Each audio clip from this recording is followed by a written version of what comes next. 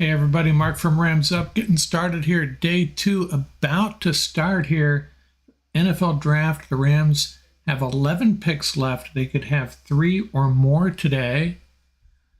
We can only dream at this point. I'm going to do a sound check here, make sure everything is working good. Had some issues last night, and hopefully we won't have any issues today. Now, seems to be working fine. Awesome. So let's get going here. I have my spreadsheet I'm going to share with you that has the top guys left. This is the Draft Tech spreadsheet, for better or worse. Like I said yesterday, you can slide one of these guys up or down 10 spots, give or take 10 spots, just depends on what board you're looking at. This is the board I'm rolling with, and I'm sure there's some disagreement on how these guys are racked and stacked, but that's what I'm rolling with. That's what I got. And I have a running list here at the bottom. I got my little ticker. And these are the guys that I think the Rams should be targeting or potentially targeting, not necessarily with number 36 overall, but for example, Julius Brents, a cornerback there. I think you would grab him later if the Rams do trade back, like a lot of us are expecting. We see Brents maybe come back into the Rams range of view. Hey, Exotic Soy Sauce, how you going? How you doing? Just getting started here. I'm going to go to the so who you hoping we pick here, Exotic Soy Sauce? You want an edge, cornerback, another position, or are you hoping they trade back? This value chart that I had here, this is some of the things they could potentially do is trade with Atlanta, Cleveland, or New England. Those would be the most likely trade partners. And as I said yesterday, the problem with Cleveland, they don't have a second round choice, a second round selection. So the Rams would have to drop all the way back to the 3rd in any trade.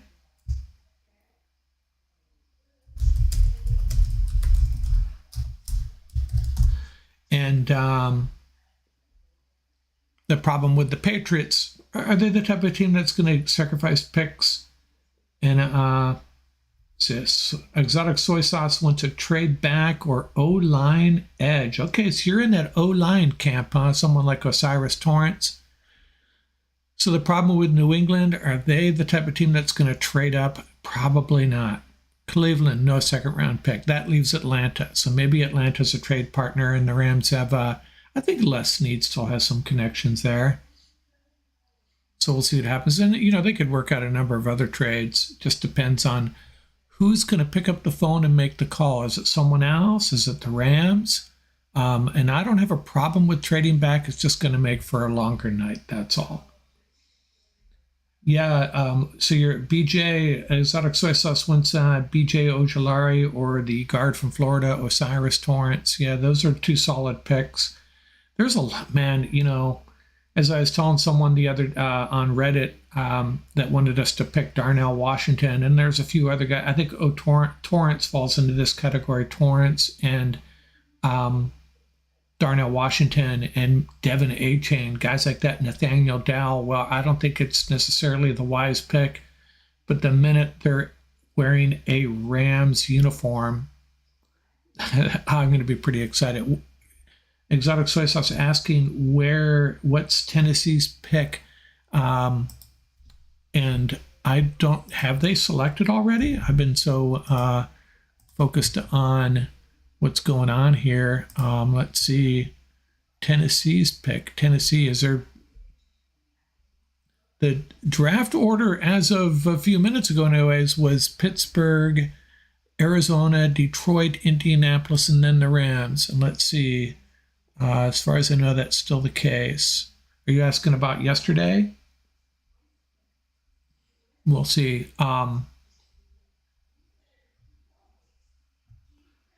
So you got my ticker there. And those are the guys that might be on the Rams radar, or actually maybe not at all. Those are the guys that are on my radar, though. And I think I've got the guys you're talking about here. There's O'Cyrus Torrence from Florida. The top cornerbacks, Joey Porter, Cam Smith, Ringo, Tyreek Stevenson. Now, the thing about the cornerbacks is, yeah, trading down exotic soy sauce. I think, as I mentioned a second ago, I don't know if you saw that sheet. I'll bring it back up here in a second here. Those are the trade partners that we might be that might be best suited to moving up.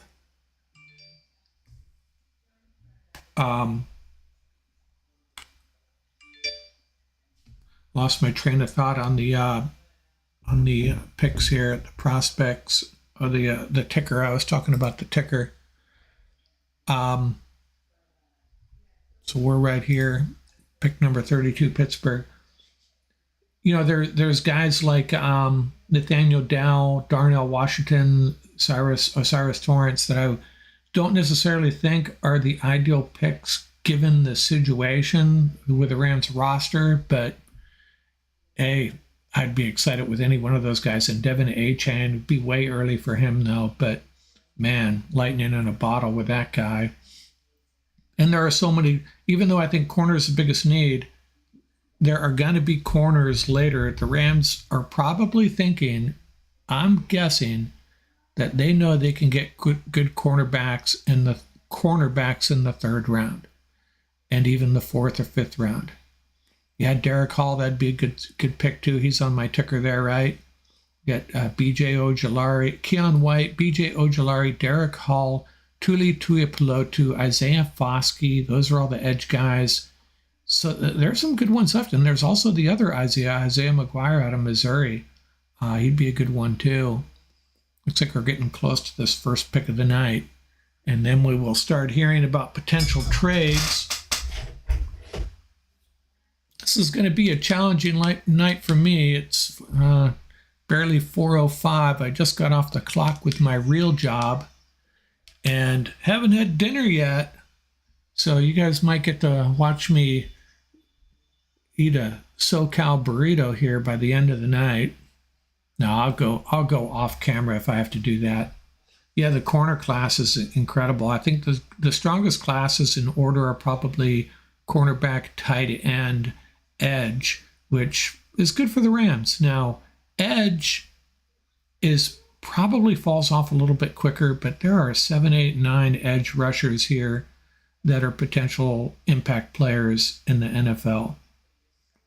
And cornerback, I don't think it's as elite as the tight ends, but probably 13, 14 potential starters. You getting some pizza, exotic soy sauce. Yeah, I had some pasta for lunch. I'm going, I have a pretty boring taste when it comes to Mexican food. I'll go for Rubio's over the taco stand, which I know is going to get me laughed out of some rooms, but it's just the truth.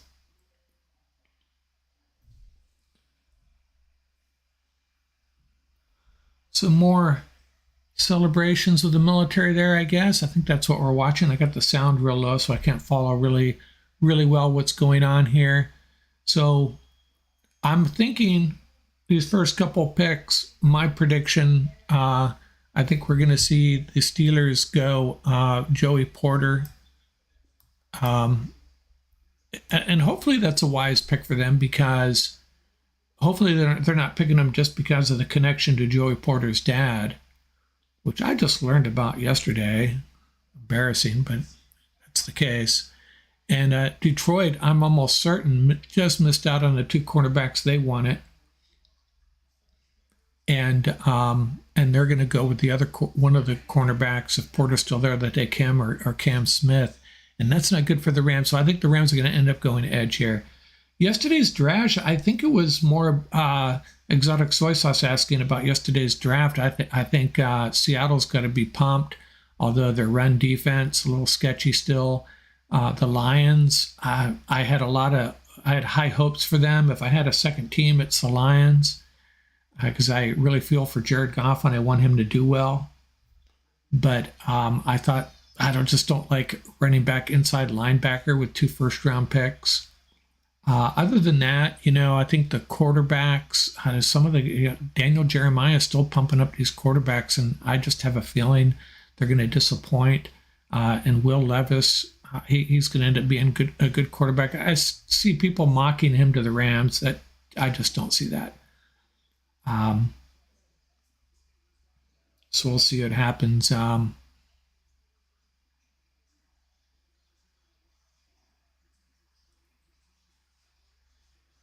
DeAndre Swift. Yeah, I just learned last week, thanks to my guest Tom Courts and Paul Walia, that Cam Akers is not a free agent next year because of the injury he suffered. He got an extended year. The Rams were able to extend him 1 year before he becomes a free agent. But I'm still a little unsettled about Cam Akers, and I've always liked DeAndre Swift. I suppose that might make sense if you're willing to, I wouldn't give up more than a 5th-round pick for him. I have no idea if that makes sense, but he'd be a good addition. He's pretty good in the passing game, if I remember correctly. There you go, Henry Allard getting a shout out there. He was the answer to one of my NFL draft trivia questions. He was drafted right after Eric Dickerson, same draft. Rams took Dickerson 2nd overall and Henry Allard at the top of the 2nd round. And those two guys combined for over 17,000 yards from scrimmage. See, this is the one great thing about doing a podcast and building trivia questions and a greatest list players, a list of greatest players ever, is that you learn a lot of things, and I learned that.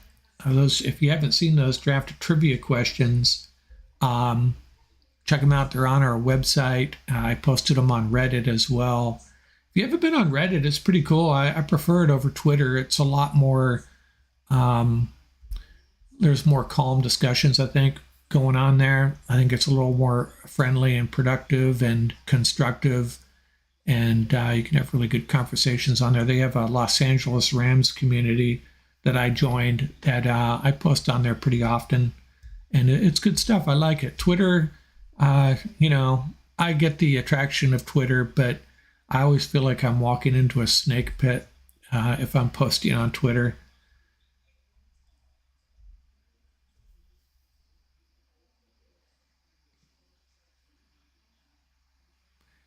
Now, I don't know if you remember, the Rams had the first pick of day 2 some years ago, and the pick ended up being Roger Saffold. And as I talked about in one of my podcasts, that is a really good spot to be in, that first pick of day 2, because all these teams have all night to try to throw offers at you, and the Steelers are sitting there. They've probably talked to 6 or 8 different teams about some player they want to come up and get. And unless you're in love with a player, good chance the Steelers trade out of here. Wouldn't be surprised at all, especially with some of these teams that have so many picks left. Rams, Niners. Rams aren't going to trade up. I'd really be surprised. They got Darnell Washington as still the 3rd-rated tight end available. Luke Musgrave, he's going to be a player too. Yeah, exactly. Exotic soy sauce. The Reddit. I've seen some nasty discussions, which I just try to avoid them. I just try to post information and thoughts and opinions without attacking people. And Twitter, you know how that goes. Not so much in football, but if you post on just about anything else on Twitter, you just got to be ready to be attacked. Unfortunately, that's just how Twitter is. The pick is in for the Steelers. I guess they're making the pick, not the trade offers they wanted.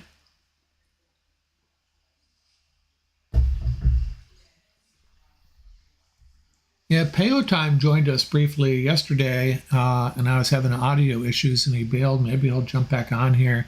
I love that guy. He's just so positive, lots of fun. So Gilbert Ruiz, I see if you're still on there, who you hoping falls to the Rams here? Who's your ideal pick?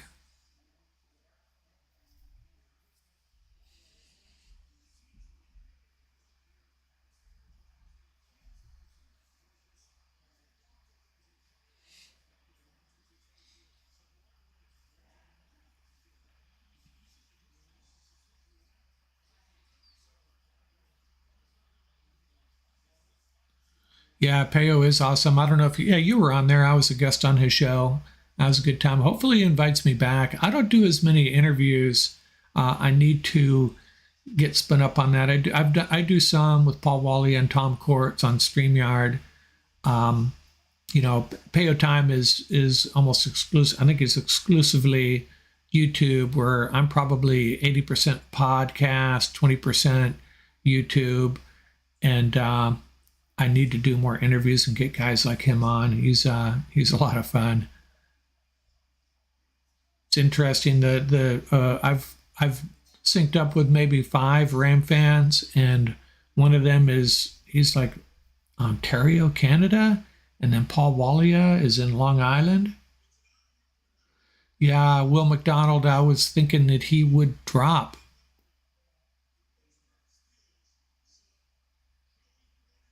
Yeah, they picked the son. They picked Joey Porter Jr. and we that shouldn't come as a big surprise. That takes a cornerback off the table, and he was the highest rated player, so it makes sense that he would be picked here. So now on this board, anyways, the top 29 players are gone. Top 29 guys are gone, and we have. I don't have the. Oh, I'm sorry. I have this filtered by positions here. So there's still a few guys in the top 30 available. The quarterback, the tight end, the safety, your guy, Exotic Soy Sauce, Osiris Torrance. So we have 3 more guys coming off the board before it's the Rams' turn. Let me update my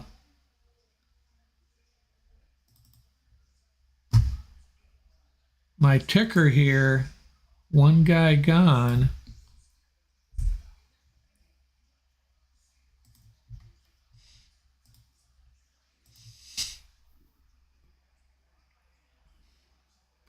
Who's the pick? Who do we got? Cornerbacks. We have Cam Smith, Ringo, Tyreek Stevenson. I'm hot and cold on him. Julius Brent, not at 36, I don't think. Edge, Keon White, BJ Ojolari, Derek Hall, Tui Tuipulotu, Isaiah Foskey. All of them probably, you could move back and grab any one of those as well. Exotic Soy Sauce will levies to the Cardinals. And actually, that might make sense. I don't know if you followed my podcast over the past couple years, but I mean, Kyler Murray is an exciting player, but it's just really frustrating if you're a Cards fan to be all in on Kyler Murray, because all it takes is a sprained ankle and their season goes to crap, basically. And, that's a problem with these mobile quarterbacks. It's just the case. A lot of them really stay healthy. Back in the day, Russell Wilson, he was more of a play extender than a runner, but very rarely got hurt. But Kyler Murray, you saw what happened to RG3. Lamar Jackson has stayed pretty healthy. Tua, his career is already somewhat at risk, right? So you bring in a guy like the Kentucky quarterback, and he's kind of the opposite, kind of a Stafford type guy, right? Big, strong dude. So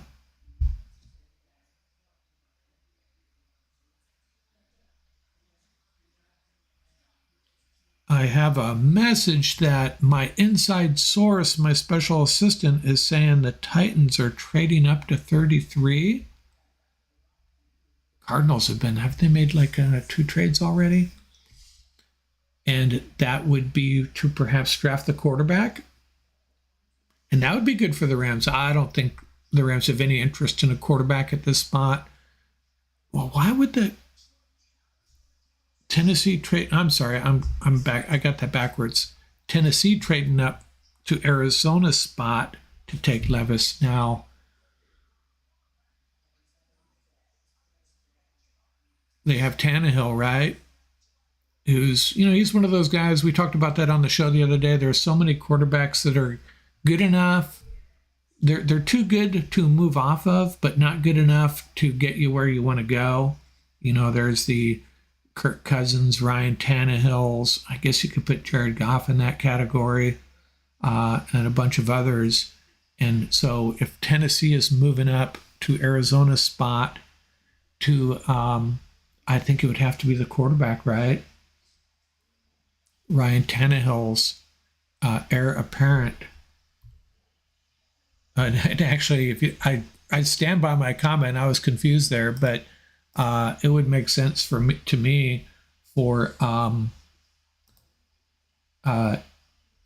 Arizona to draft a quarterback from Kentucky. So we're gonna go Pittsburgh here, huh? Tennessee. This is more difficult than you realize, managing a spreadsheet here, trying to engage you guys, trying to actually follow the picks. I need a special assistant sitting right here next to me to manage this stuff for me.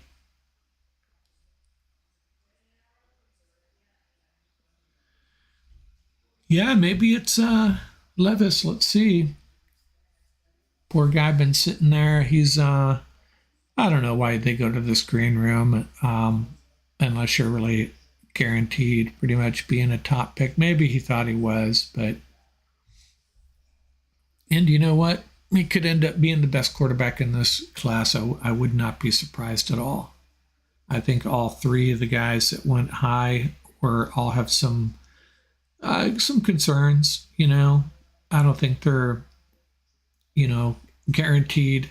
There's no guarantees, of course, but when you draft a quarterback in the top 5, you're hoping he's the real deal. But how many have disappointed over the years? So many. A lot of positions disappoint, but you notice it when it's a quarterback.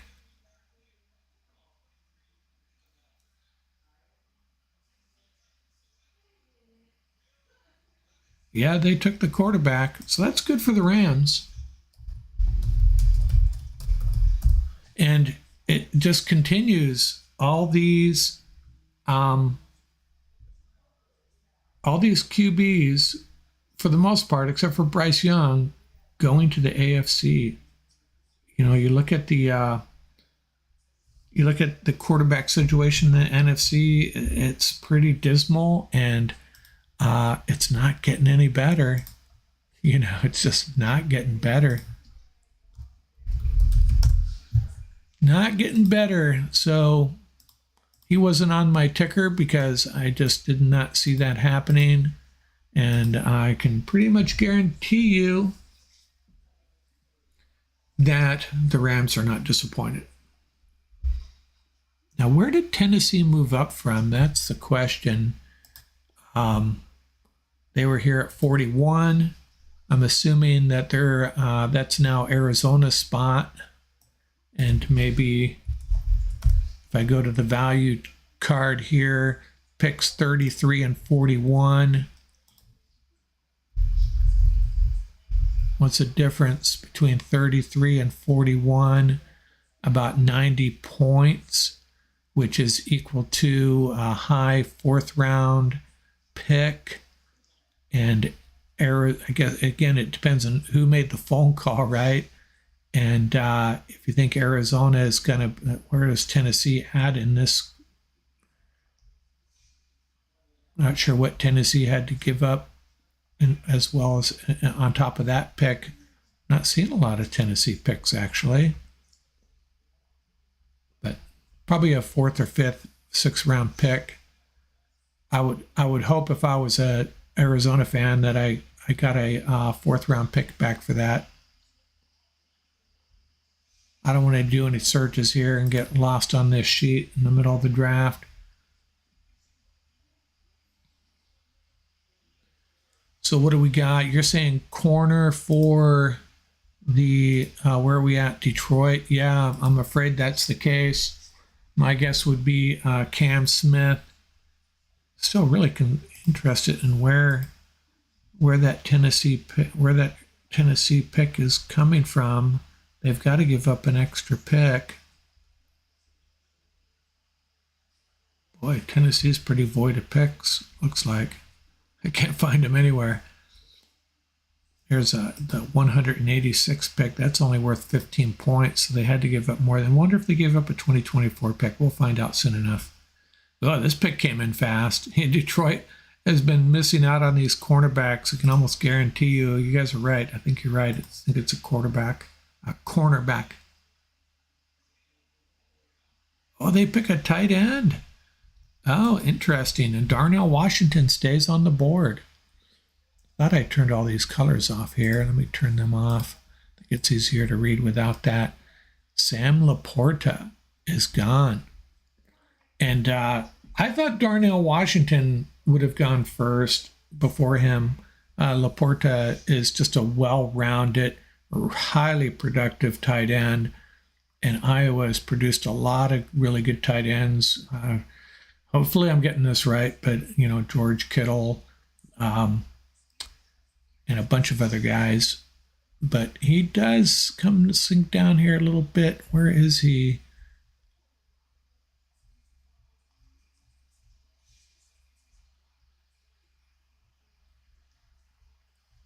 Well, let's just filter this by position here. That's the easiest way to find this guy.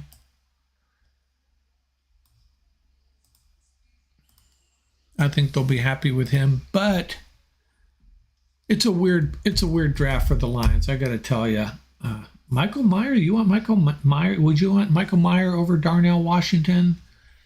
I don't know. It's easy to fall in love with either one of those guys, but so the Lions had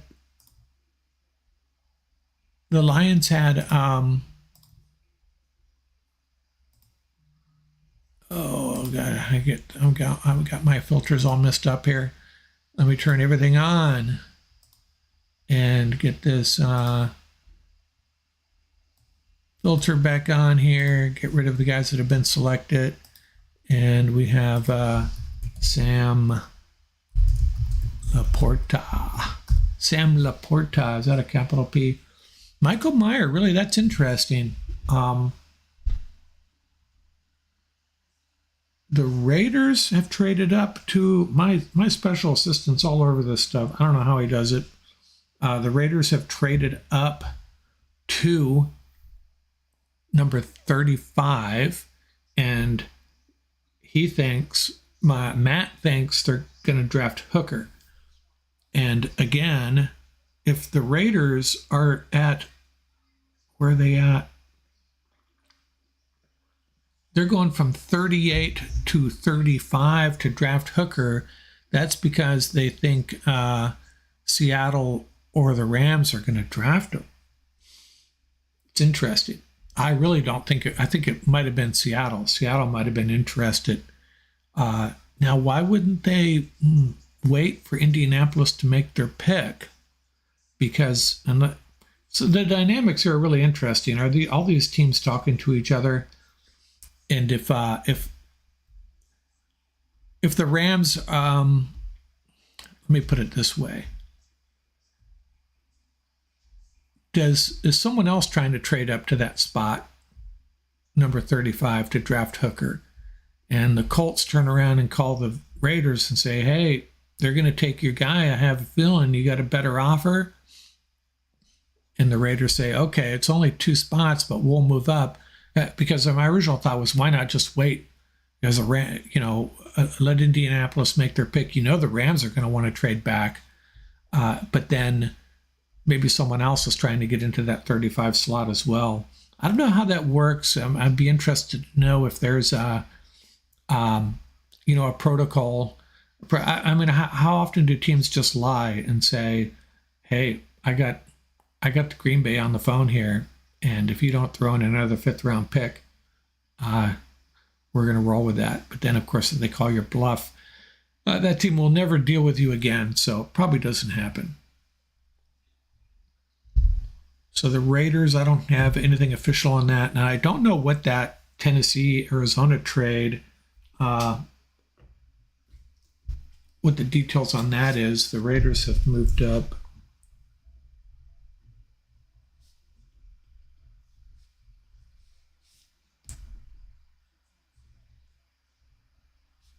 So Detroit has a running back, inside linebacker, tight end, and all probably really good players, but I don't know.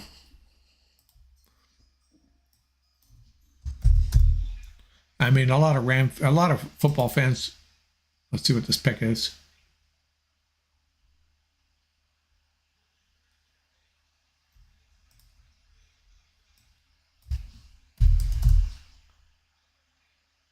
Oh, they came up for the tight end.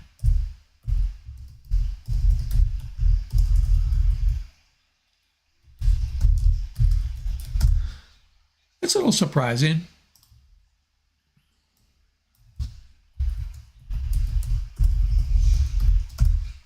Little surprising, but Michael Mayer, highest rated player on the board. Now, did they think the Rams were going to draft him? I don't know. Were the Rams going to draft Michael Mayer?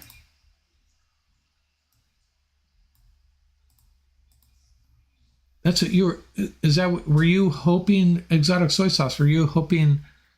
You were hoping Mayer to the Rams. So, are you disappointed in that, or he wasn't a guy I had really thought much about as far as the Rams, anyways. I think there's some really good tight ends that you can get later, but I think Tyler Higbee's on his last legs there with the Rams. Let's see, what did they get? The Raiders. I thought this was the trade details. So the Raiders add a weapon, good tight end. I think he's probably perhaps the safest pick. Hey, you got some Ram fans there. I was looking for them. All the way to Canada. I wonder how many of these guys are from St. Louis. I know there's a handful of Ram fans that stuck with him in St. Louis.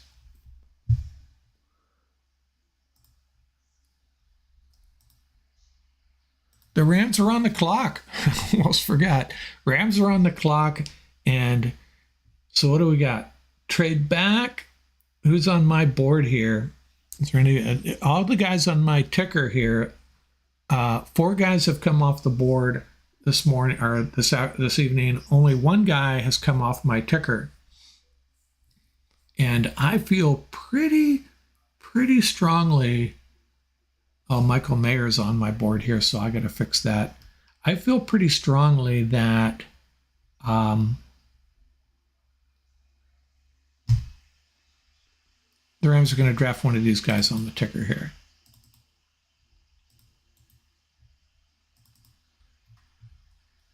Let me get Mayer off this board here.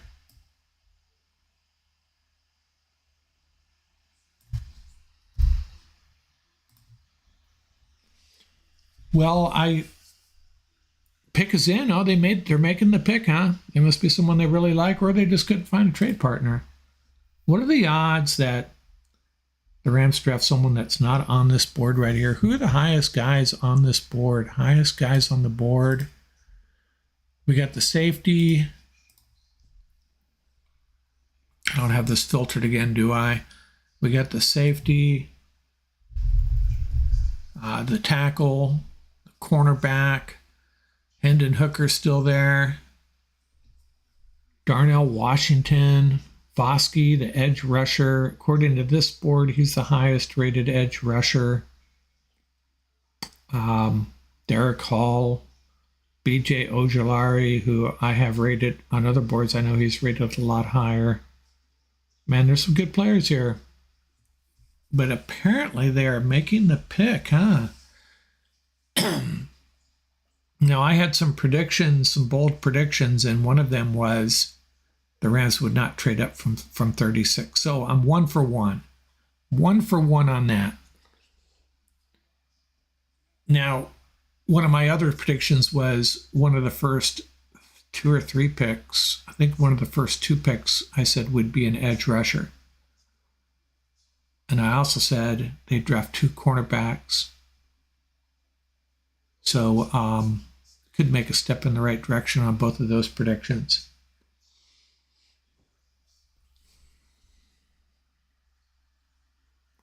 The pick is in, the mighty Rams. This is what it looks like when you have no picks. I'm going to turn up the volume a little bit here.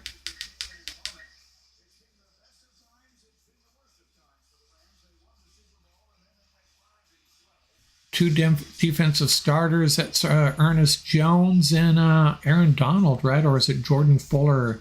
Jordan Fuller and Aaron Donald. I don't know who they're counting as a starter there. Remember, that was the year that game 1. I'll tell you the Jordan Fuller story here in a second. Is this Torrey Holt, future Hall of Famer?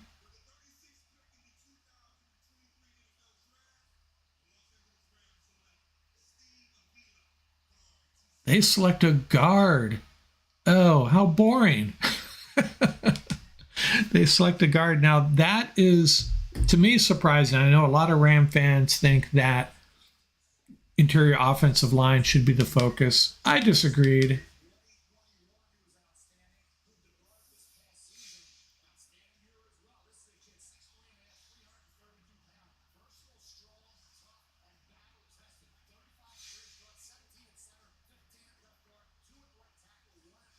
Versatile, has an impressive resume.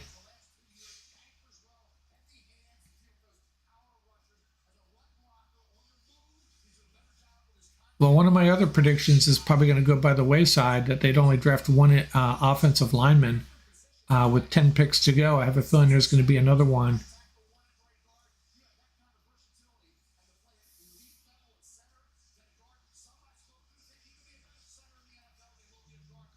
He is the 53 ranked player on this board. So that's in the wheelhouse. Now, I don't know.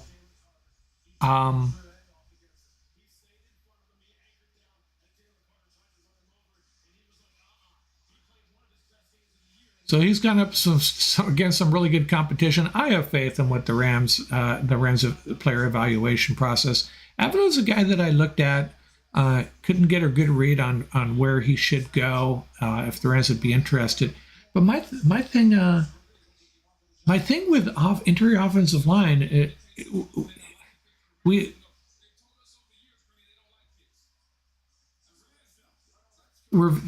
actually really deep on the offensive line.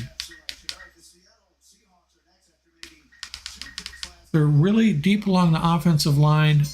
They may be lacking elite talent. They're definitely lacking elite talent, but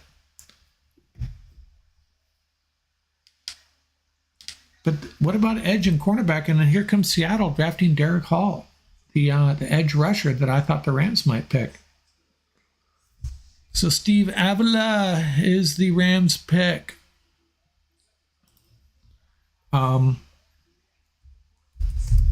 And Derek Hall goes to the Seahawks, and that's a player I thought the Rams might be interested in. Again, there's a lot of edge rushers, so if you really like Avila, if you think he's one of the best guards there, hey, go get him.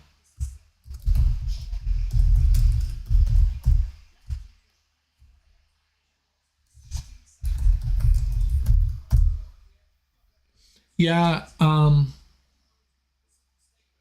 are you saying no to the Derek Hall selection? You disappointed with that? See, Avila was not on my ticker, so I'm not changing my ticker. I just got to take Derek Hall off there. And this is going to make it more difficult for the Rams to get into the 4th round. You know, they have those 2 third-round picks, and maybe they move back off one of them. I'm going to pull up some information on Steve Avila in a minute.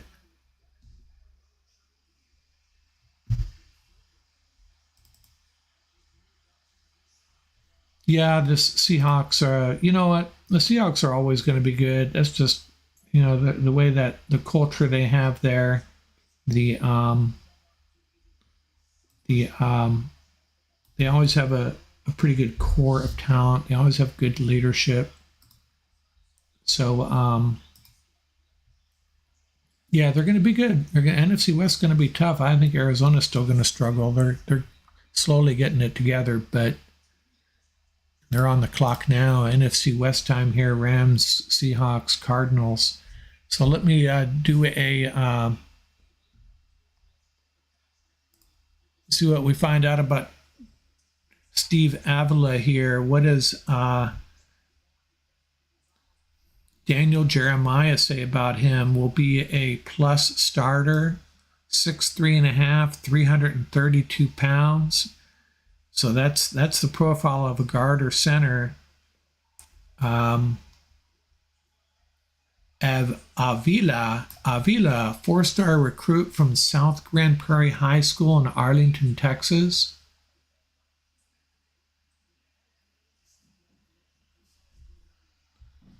This is actually by Lance Zierlein. 3-year starter, versatility, power, and athleticism. Team captain. You know how it is with the Rams, always drafting guys like that. Hey, Randy, thanks for the comments. Thanks. Yeah, I thought edge too. I thought it was going to be, I thought these first 3 picks would be edge, cornerback, maybe another cornerback, not in any particular order.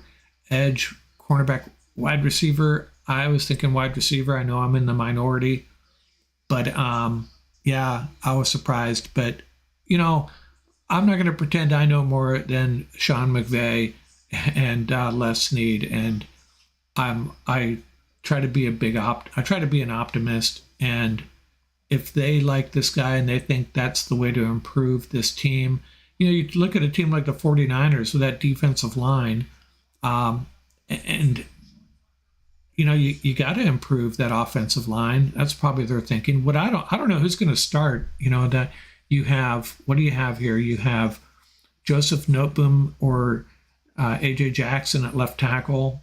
Left guard, is it Avila, Bruss, AJ Jackson?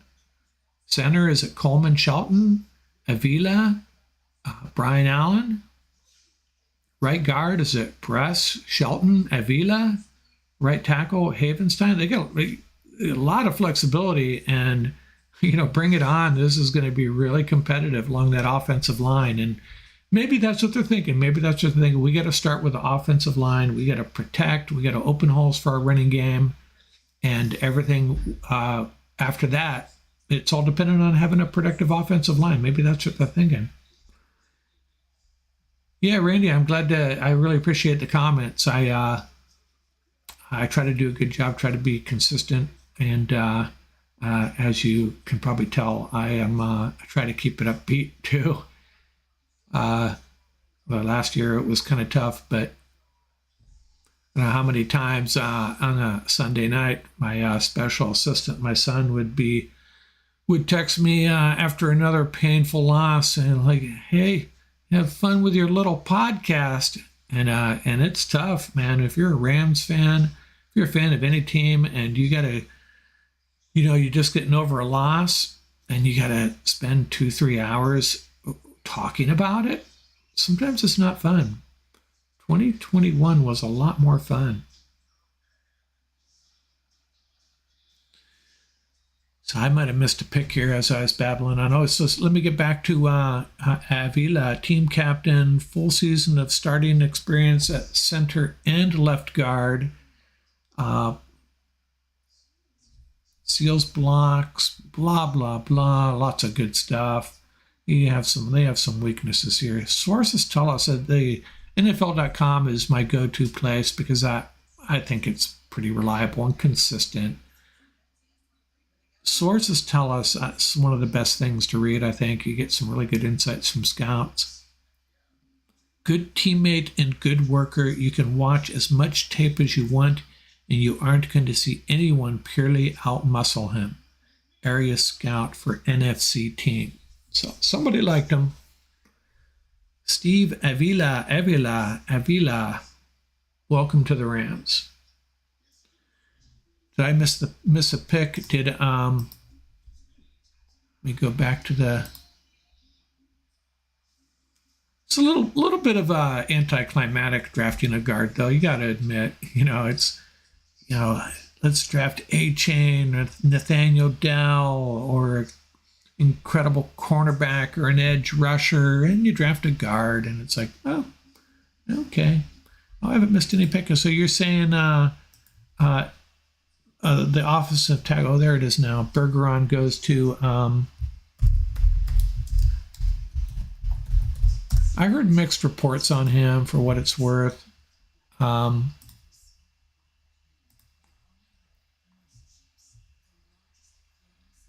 Rams obviously looking more towards their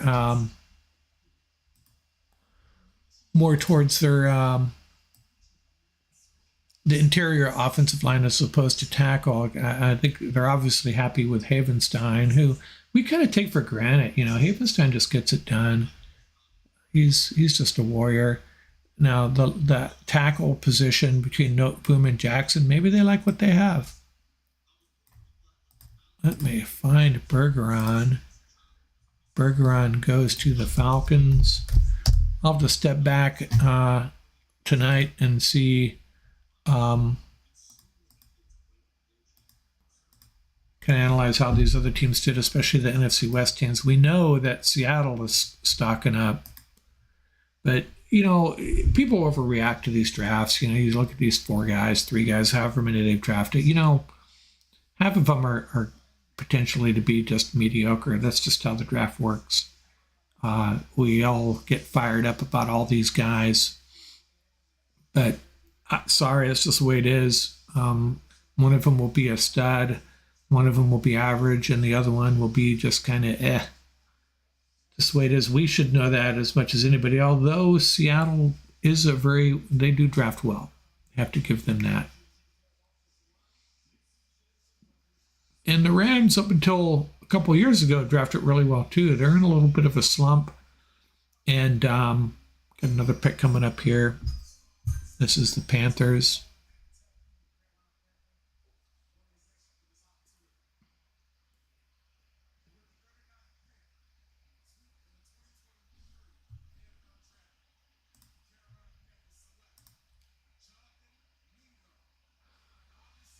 So there goes a wide receiver. So in my opinion, if you're a Rams fan, what you want to happen is just as few cornerbacks and edges as possible get selected. I'm really having trouble finding guys on this board. And here's Mingo. So he goes to the Panthers, was it?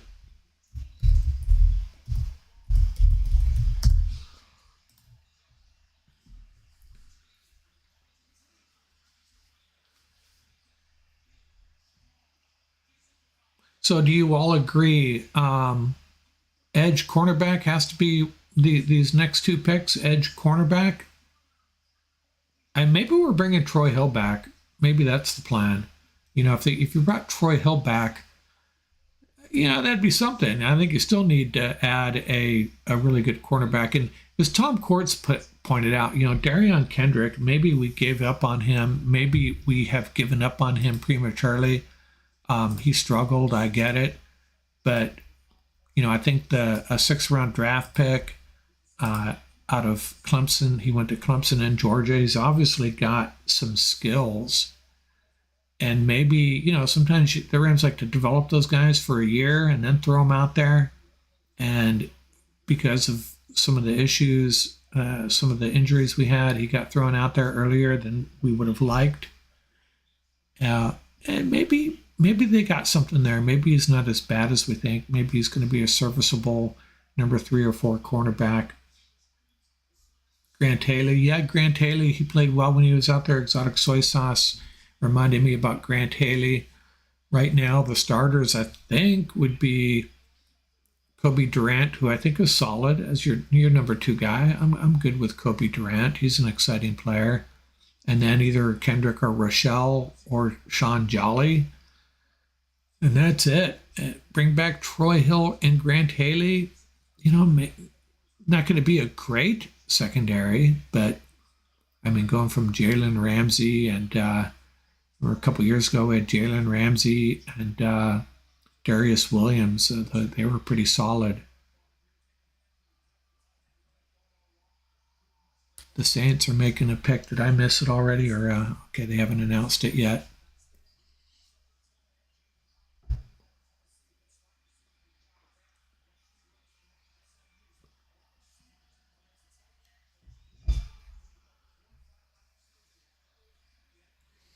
Man, there's some good players still left, but how long till we pick? How long till the Rams pick? Let's see, we have 24 picks in this round. 29 guys going to come off the board before the Rams pick again. Yeah, you're right about Exotic Soy Sauce. You're right about Rochelle. It's really weird. The Rams have done this over the years with players, and maybe that's a sign. Maybe Rochelle's gonna be a good player. They kind of the way they've developed their roster, they have the luxury of bringing along guys really slowly, and then even guys like Greg Gaines, Sebastian Joseph Day, look at Bobby Brown. Maybe they are good players that are just Bobby Brown I'm talking about right now, and Robert Rochelle. Maybe the Rams know what they have, and they're going to be decent pros, and they're not in as dire shape as we think. But good luck trying to get that information out of the Rams. Here's the pick.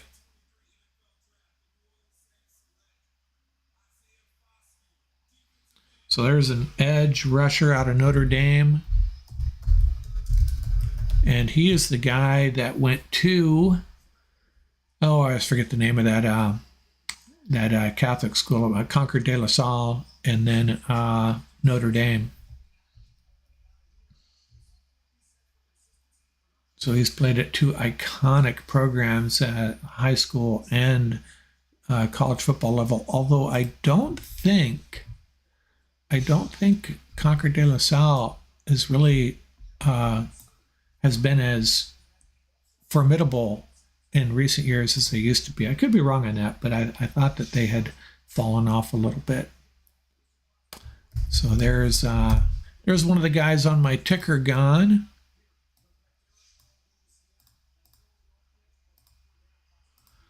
Let me fix this ticker. Hopefully it's updating right. Still learning how to use this software.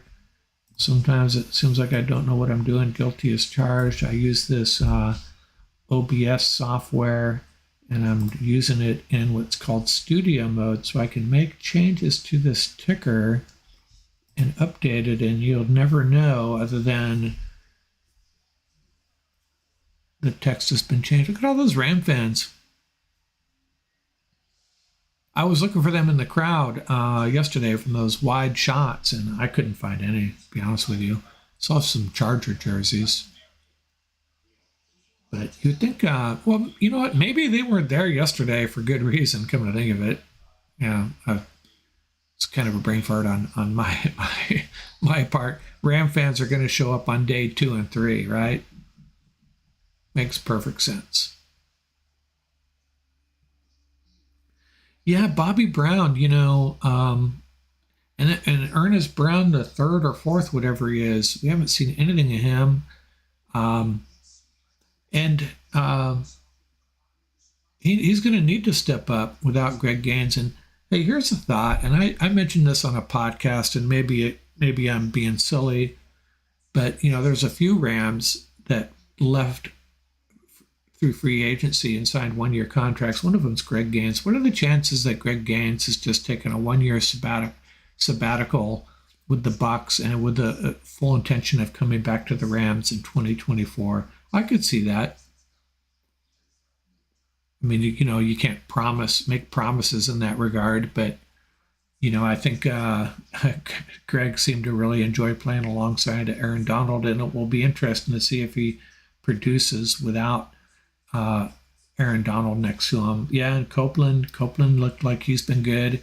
And there's someone else, the Murchison dude, the Laurel Murchison, who, if I understand correctly, and I'm not the best at the 3 technique, 4 technique, 5 technique discussions, but if I'm not mistaken, Murchison took over the Aaron Donald role to some degree when Donald went out, and I think he played really well. And he was signed off the Titans practice squad, I think, and he looked really good. And I think he's going to be a contributor too. The Rams defensive line this year is probably going to be okay.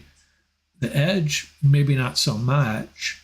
And maybe they're going to draft a couple of edge guys here, and Micah Hoyt plays more of a traditional defensive end.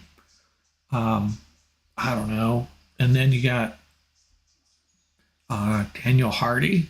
Is he just another Chris Garrett that, you take a flyer on a guy and then a couple of years later, you're cutting him? Or do they have something there with him?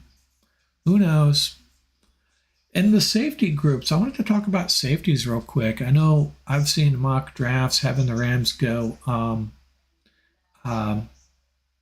safety early, and I'm actually kind of happy with our safeties.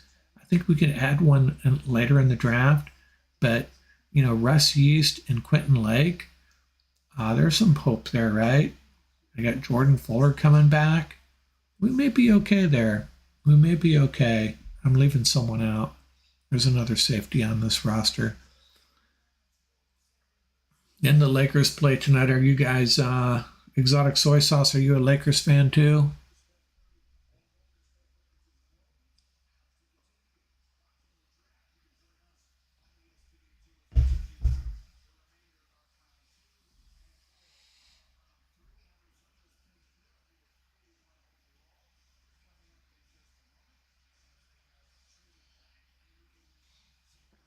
Are they going to move this ESPN draft to another channel? It kind of sounds like it, right? They're going to carry the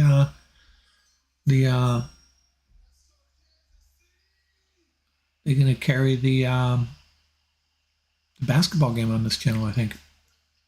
Aeneas Williams.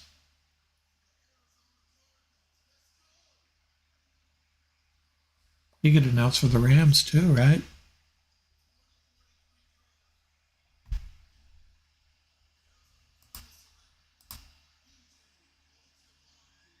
Oh, there's the other edge rusher. So this is what I was afraid of.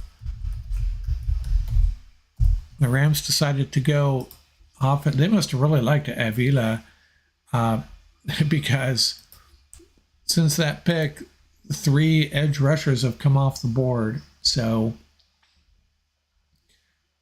that does not make me happy.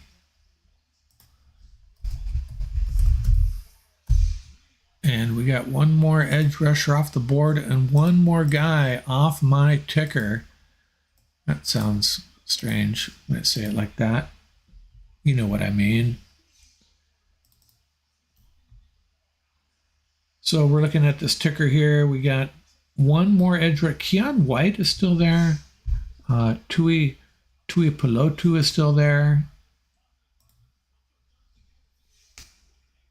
Darnell Washington has not been drafted yet, as neither has Luke Musgrave.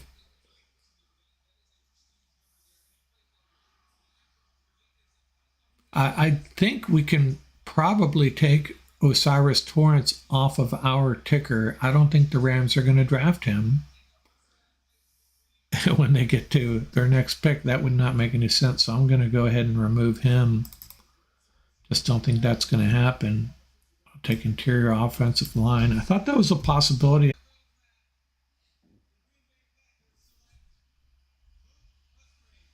There goes the tight end. He's taken before Darnell Washington. So maybe the beast that is Darnell Washington was a little bit overhyped. I think Luke Musgrave is a more traditional tight end. Strong tight end class, that's for sure.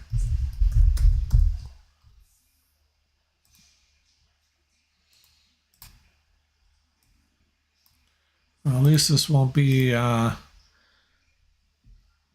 forever waiting for the Rams' next pick and then the pick after that.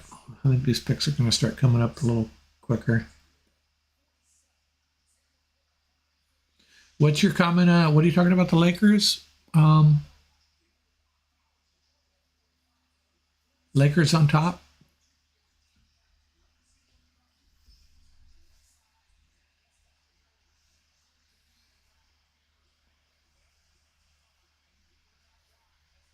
You like the Musgrave pick?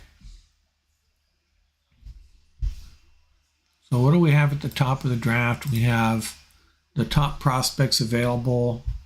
We have the safety, interior offensive line, the cornerback out of South Carolina, the quarterback out of Tennessee, Ringo, the cornerback. You know, the Rams are going to be able to get a good cornerback in the third round. They have to go edge and cornerback in the third round, right? They just have to.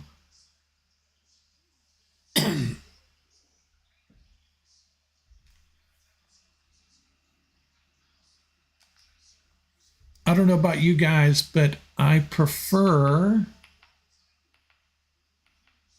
the ESPN draft coverage to the NFL. I like the NFL web coverage. Yeah, the Ram fans are really showing up on day two. It makes perfect sense. But I don't know. I prefer ESPN coverage to NFL coverage, the NFL Network. And I'm not going to bang on any particular announcers, but there's one guy on the NFL coverage that just kind of, I find him a little bit grating. I'll leave it at that. If you really want to know, I'll tell you, but you can probably guess. You know, I don't dislike him. I don't have anything against him. I just a little bit annoying. He's the guy that runs the 40 at the combine. That guy. But I mean, he's good. Just don't want to watch him for 2 hours. Even though I don't even know if he's a primary guy on the coverage, but Joe Tippmann. So the Rams did not get their Wisconsin interior offensive lineman, decided to go a different way. The last two, David Edwards, he was okay. Just the injury set him back. I mean, he was pretty much just your average offensive lineman. Logan Bruss, who knows? Hopefully that works out. Someone pointed out his injury history in college, Logan Bruss's. I didn't know about that, and that would have been a red flag for me for sure. And sure enough, he's missed the entire year. Joe Tippmann goes to the Jets. What is the situation with the, I don't even know, the Jets quarterback they drafted out of BYU? I don't even know who the Jets quarterback is. I don't even know. Oh, Aaron Rodgers, but I knew that, but who was their the BYU quarterback? Is he still on their roster? He must be trade bait for somebody. Would the Rams be interested in him as a backup? It sounds like, from what I heard about him, it was kind of a locker room attitude thing, that it just wasn't working at the NFL level, and teammates wanted nothing to do with him. Something like that. Zach Wilson, thanks. I'm not really good with names. A bad thing to be in, a bad side hustle to have if you're not good with names, but I just get so messed up with names sometimes. I mean, there's a lot to remember, but Zach Wilson, so he's still on the Jets? He's still on the team, he is. And you'd think he would be available. Maybe he's still on his rookie contract, so they keep him around maybe. But seems like he's really talented, but just got some mental issues going on.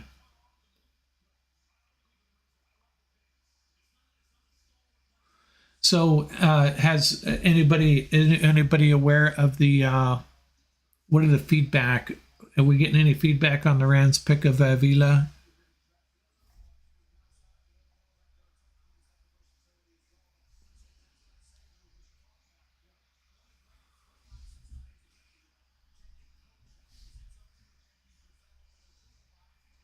So I have to say I was wrong on that. I've been drilling home for a couple of weeks that interior offensive line doesn't make a lot of sense to me because they have a lot of bodies there. You know, a lot of bodies. And last year, I thought the problems were more due to health than talent. They had another guy, I get it, but there's like 9, 10 guys that could potentially play on this offensive line. And meanwhile, cornerback and edge is pretty much void. You talking about Avila exotic soy sauce?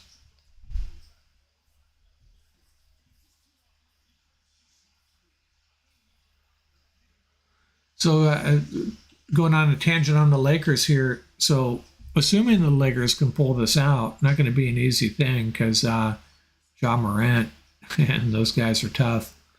But I guess we're pulling for the Kings to knock off the Warriors. It looked like they were headed in that direction, and now the Warriors have swung it the other way.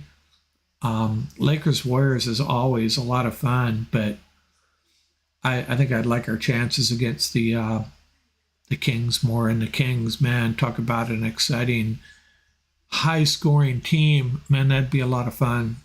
But either series would be a lot of fun. I think the Lakers would be better. The Lakers would prefer the Kings, but I'm not sure. My special assistant, Matt, is a real big Laker fan and knows basketball a lot better than I do. And I wish he may be joining, he may not, but I'm going to embarrass him right now. He has he's committed to a kickball game. That's right, kickball. But you know, he's one of their better players, so he has to be there. It's pretty funny, actually.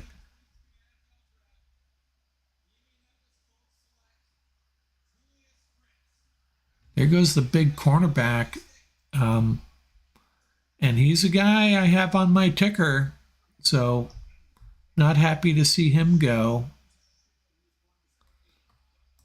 Number 50 overall on my list. And who picked him? The Colts.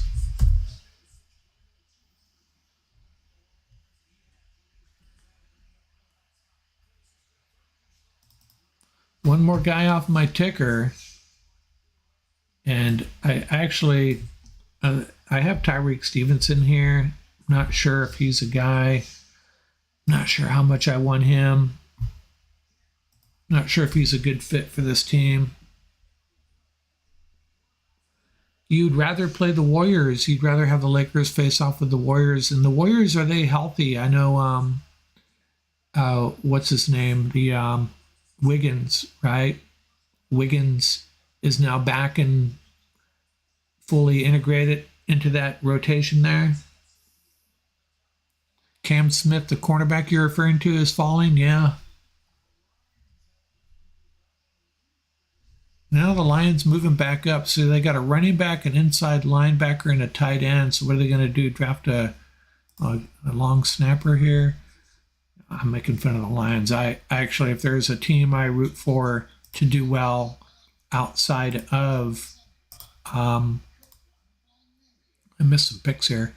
Outside of Los Angeles, outside of the Rams, it's the Lions. It is mostly because of Jared Goff. I just want him to do well.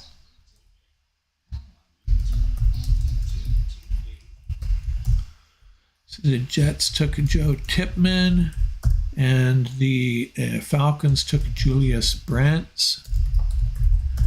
And did he say the Lions were trading up to 45? I guess so.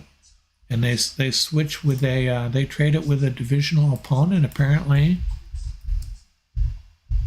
And I know I've missed some components of some of these trades that trade Arizona made. I never saw the I never saw the details of that trade, but we'll figure it out.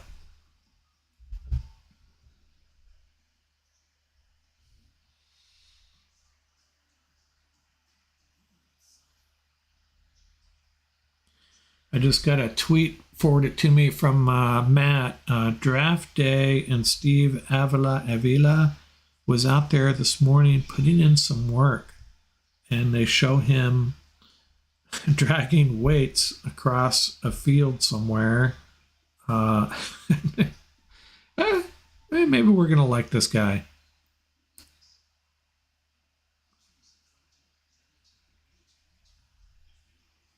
Hey, guards are not exciting picks, but if it makes our team better, I can roll with that. So the last 2 years, our top pick has been a guard. Hey, if Logan Bress comes back and we plant those two guys with Coleman Shelton in between them, or Brian Allen, and they're as good as we think they are. Coleman Shelton is a pretty good interior offensive lineman. You have some flexibility there. And you got some other guys too. Maybe we're going to be okay. Got to be able to run the ball, right? And it starts with those guys. Now, I don't know about Joseph Noteboom. And what I think, what the Rams are going to do, they're going to come back in 2024 and they're going to pull remember the one year they brought in Adam Timmerman and somebody else I forget, and then a few years ago they brought in the center from the Vikings, or was it the Packers, John something, and Andrew Whitworth. Again, it's the name thing biting me here. So I don't think they're going to do that next year. If this offensive line problem isn't solved, or the tackle position isn't solved, they're going to go find one in free agency, do whatever it takes. Although I did look at next year's free agency situation, and John Sullivan, there you go. Yeah, so like 3 or 4 years ago, it's Whitworth and Sullivan, and then back in the Greatest Show on Turf days, it was Adam Timmerman and Marshall Faulk, obviously. But, adding those interior offensive linemen, the Rams have done it twice, and it got them to Super Bowls, helped get them to Super Bowls. Yeah, Sullivan, was he a Packer or a Viking? I think he was, I should know, and I can't remember.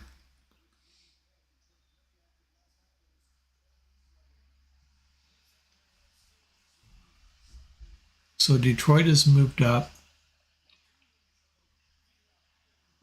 They have a running back, a tight end, and an inside linebacker. I thought they were desperate for cornerbacks.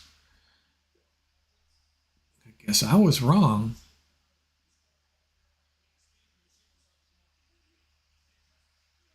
He was a Viking. John Sullivan, the Vikings. That's what I thought. I knew it was the Vikings or the Packers. Now, Timmerman, I think, came from the Packers.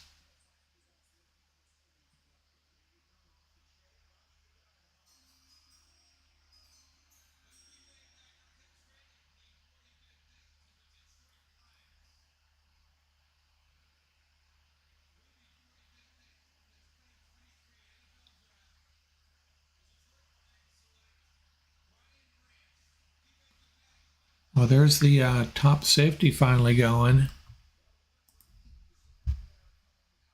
Is it Branch? Brian Branch, Alabama safety.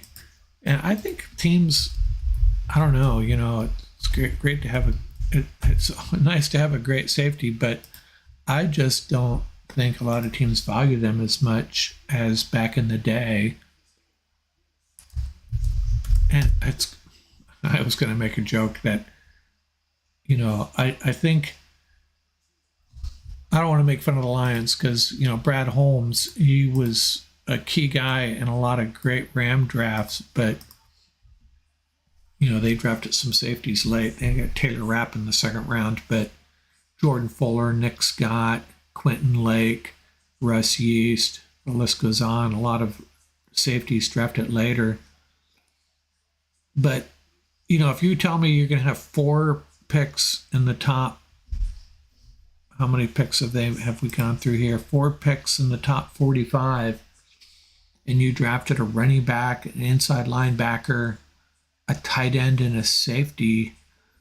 I would be a little befuddled, but hey, maybe they'll all turn out to be all pros. We'll see. Timmerman was a Packer. Yeah, I seem to remember that one. And I thought it was, how hard is it? How hard was it back in the day? You're the St. Louis Rams trying to draw players to that franchise and that city. I want to bang on a whole city, but I don't know. If I was a premier athlete, baseball, football, whatever, it's just me talking here. I would cross about 15 cities off my list. It's like, unless they have to pay more, for me to go there. I mean, obviously being a West Coast guy, cities like Seattle, Portland, San Francisco, LA, San Diego, Denver, maybe Salt Lake City. I'd probably find all those attractive. Phoenix. But you get those Midwest cities, it's just, if you're not from the Midwest, that's a tough sell. Now, I don't know where Timmerman's from, but yeah, I guess I think it'd be really difficult. I mean, Marshall Faulk was from Louisiana, right? And then he played at San Diego State. He goes to Indianapolis, and, he wasn't thrilled about getting traded to St. Louis. He was like, I'm going where? I want to go to I think he said, I want to go to a winter, and I want to play on real grass. And they call him up and say, hey, you're going to St. Louis. Oh, geez. He was not happy, but he helped turn that franchise around. Yeah, Pro Football Reference is a good site. I love that site I use it a lot for, I use 2 sites. Is there a Pro Football database as well? But during the season, I like to look up matchups, historical matchups between teams, kind of see how the last 3, 4, 5 games went against whoever the Rams are playing, and it brings back memories when you look that stuff up. Brings back memories, and it's funny, I watch every game. I think over the last 20, 30, 40 years, whatever, I've missed a handful of series, and if I missed a series or snaps, it was because, the game was kind of over and I was at a restaurant and we had to go, or I had a soccer game to get to, kids event. But it was pretty rare. It was pretty rare that I missed a game. And then I look at these historical matchups and, Rams win on a last-second field goal, and Oz Hakeem scored 2 touchdowns, and Tony Horn returned a touchdown for 98 yards. I don't remember any of it. I don't remember a single down, and I know I was sitting there watching the entire game.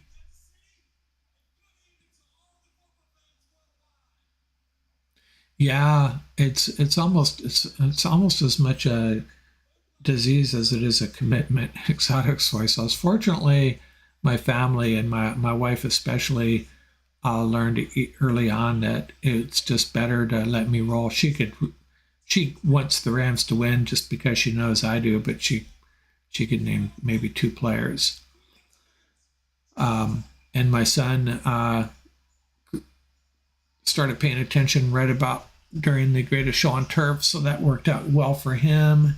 He started following Keon White. So there's another edge rusher. He's a guy I thought the Rams might roll with.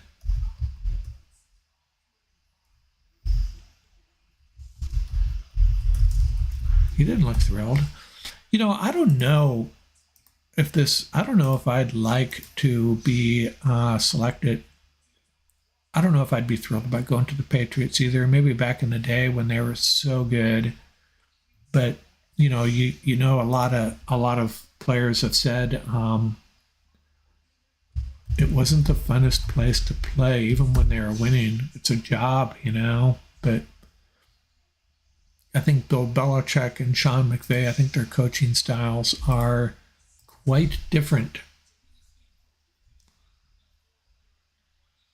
Yeah, my son started paying attention to the Rams during the Greatest Show on Turf, and he was like, "What you watching, Dad? Wow, they're pretty good." Yeah, the Patriots are a hard team to play for. And then he also started playing roller hockey, and he started paying attention to roller hockey. If you follow hockey at all during the Red Wings heyday, when they had Yzerman and Brendan Shanahan and Sergei Fedorov, and he fell in love with the Red Wings. So the timing was right for him with his two teams, the Rams and the Red Wings. Redskins, oh, sorry, I said it, Commanders on the clock.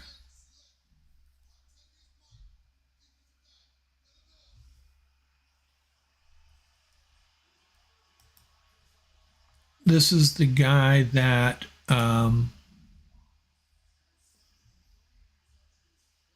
where's his name? I think he goes by a nickname, doesn't he? Jartavius Martin.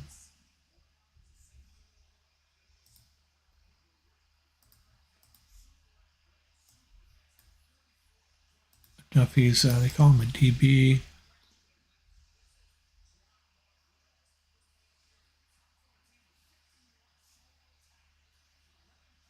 What position is he? He's a safety. Why am I not seeing him?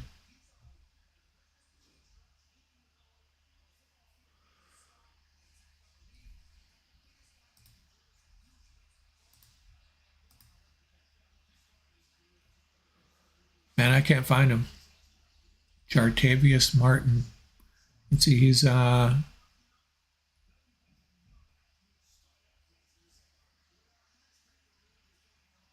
what school is he from?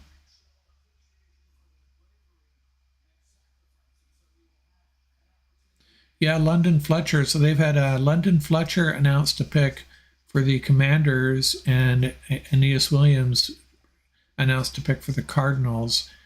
I get it with Williams. He most of his career was with the Cardinals, but London Fletcher, I think he was spent most of his probably 50-50 Rams, Washington. Not sure on that.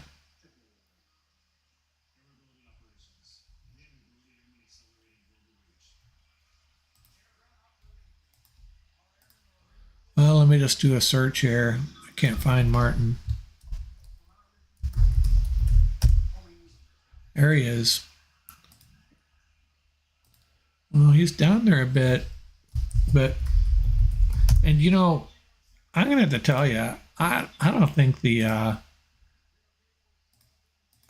Patriots are very good drafters, in my opinion, from what I've seen. Don't have a lot of data points right now that I can refer to, but I just seems to be a lot of instances where I'm sorry, that was the Commanders, not the Patriots. Was that the Commanders or the Patriots? That was the Commanders. Oh, my bad. So forget what I said about the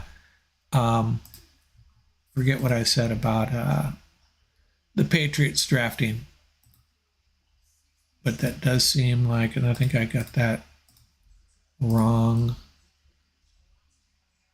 I put Patriots down here, and it was the Commanders.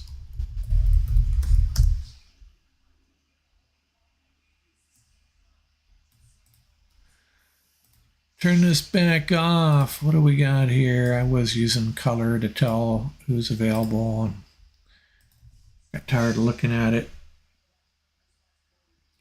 Cornerback. I found it. Oh, you're trying to help me find that guy.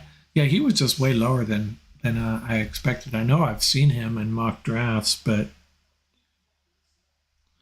I get a alert from CBS Sports talking about Steve Avila. Early on day 2 with the 36th pick, the Los Angeles Rams select Steve Avila. TCU guard, a consensus All-American last season during the Horned Frogs' improbable run, team captain and Outland Award finalist, allowing 0 sacks and 10 pressures and 515 dropbacks in 2022.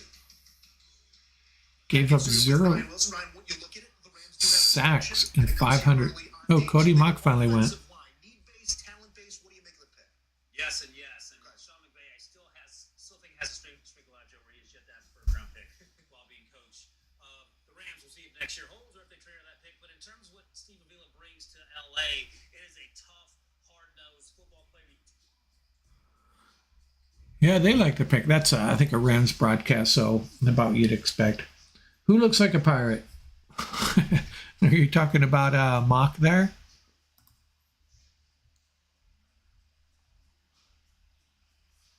Let's see. Pick 48 was the Bucks, and that must have been from a trade. I had that belonging to the to Green Bay. You know,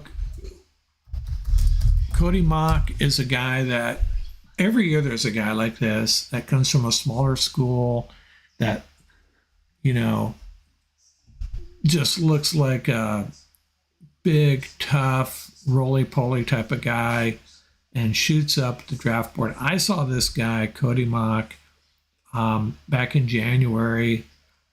I think he was slated in the 6th or 7th round, and then he just shot up for a variety of reasons, and maybe justifiably so, but I would have been scared drafting this guy. Rams obviously like to Avila more. Hey, I grew up in SoCal, and I thought it would be Avila, not Avila. Just saying, but we'll pronounce it however he likes.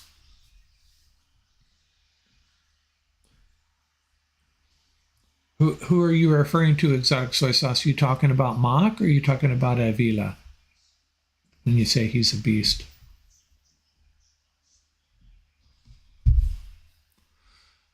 Well, getting close to dinner time. I don't know what I'm going to do here. I may have to go to my backup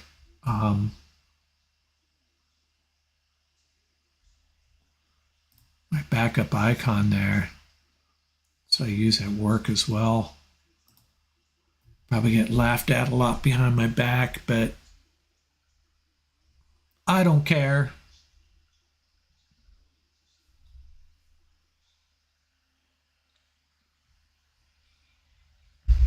Avila coming in at 332 pounds.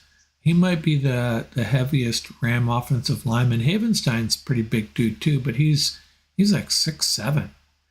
So 6'7", 325 would be my guess on Havenstein. Avila, 6'3", 332. That's a thick dude. And good for the Rams. Well, they solved their offensive line problem, whatever that may be. I think they're just super deep at the offensive line. I'm just not sure about left tackle. That'd be my concern. But, you know, Noteboom really never got a chance. Started out slow, didn't play well. I get it. Maybe we're going to be okay there. So my special assistant always says if he had one wish, he would like to go out drinking with Sean McVay and give him some truth serum or a lot of whiskey and start peppering him with questions. So does Noteboom suck or what? Does Lance McCutcheon have a shot in the NFL? There's the big defensive tackle. This is a guy in my pre-draft show, if you caught it, with Paul Walia and Tom Quartz. Paul really liked Keanu,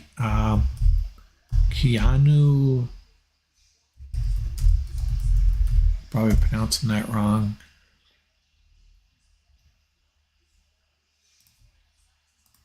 He's going to the AFC, the Steelers. Seems like a good value there. Cyrus Torrance still there. Darnell Washington still there. You know, it's funny how almost every Ram fan I talked about, they talked about interior offensive line. They talked strictly about Osiris Torrance. Maybe a couple other guys. I don't remember Avila's name coming up once. No one mentioned him. So it just goes to show you how much we know. And I saw him. He popped up on some mock drafts I was doing. He popped up a few times, but I don't know. Packers making the pick here.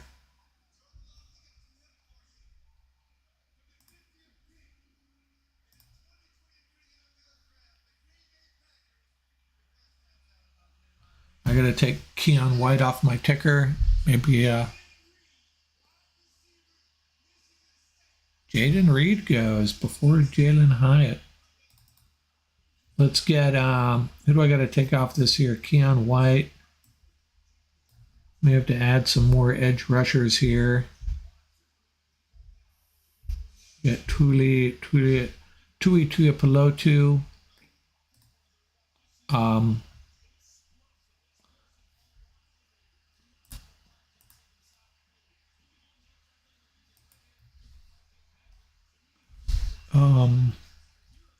So this was, okay, they must have traded Green Bay and Tampa Bay flopped. Missed that. I can't keep up with all these trades. Jayden Reed. And we're going to have, what else we have here? I got to update this over here. It's getting harder and harder to find these guys as you get into late in the second round.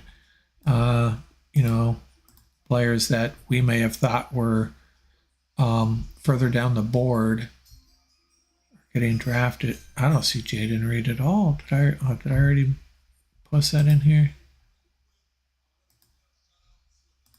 Oh, I have the I don't know where he is.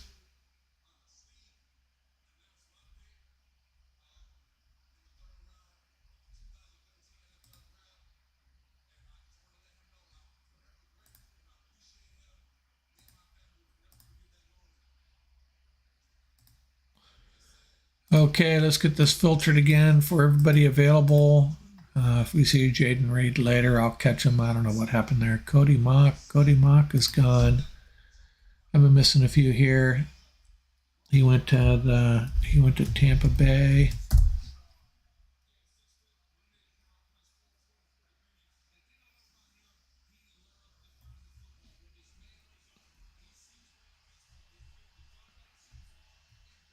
So Cam Smith just went, huh? Cam Smith, the cornerback, he lasted a lot longer than we expected. He goes to the Dolphins.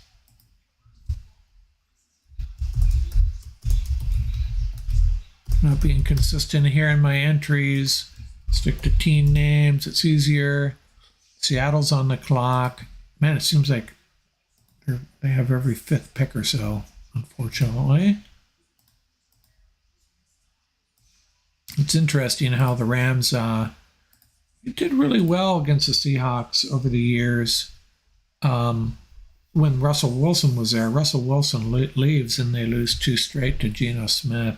Well, they beat Geno Smith the prior year too when Russell Wilson got hurt, but still, they really had Russell Wilson's number. I think the Rams are the only team Russell Wilson had a losing record against.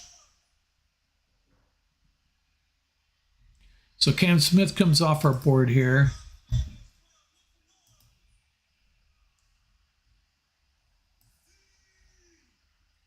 Gonna have to start adding some cornerbacks to this list. And who would we add? Stevenson is already there.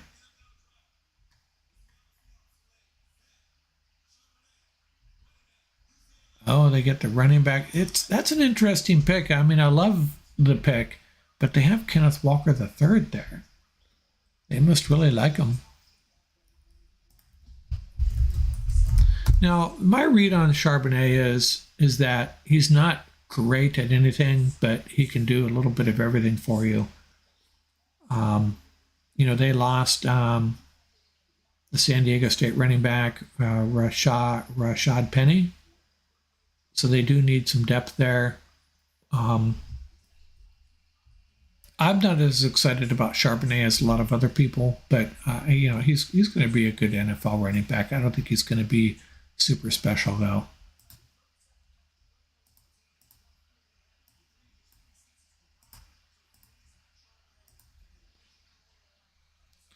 So how we doing here? How's our ticker looking? Ringo and Stevenson. Got to add a cornerback soon. And then we got the edge rushers. All my edge rushers are gone. I need to add some that come a little bit later. Let me filter this for cornerback and edge. I will be floored if the next pick isn't one of those two positions, or they possibly trade back. They could trade back out of this next pick and add a 4th round pick.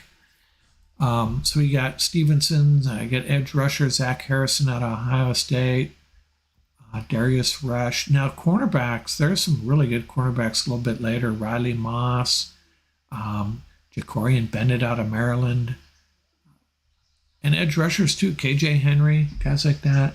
So it's not all, no reason to panic, but I was hoping they'd get a wide receiver too myself. That may not happen today anyways. So let's look at this value chart. If they were going to trade out of, let's say, 69 and add a 4th round pick, what could they expect to get if they were to trade, let's say, with Atlanta? Atlanta has 2 4th round picks.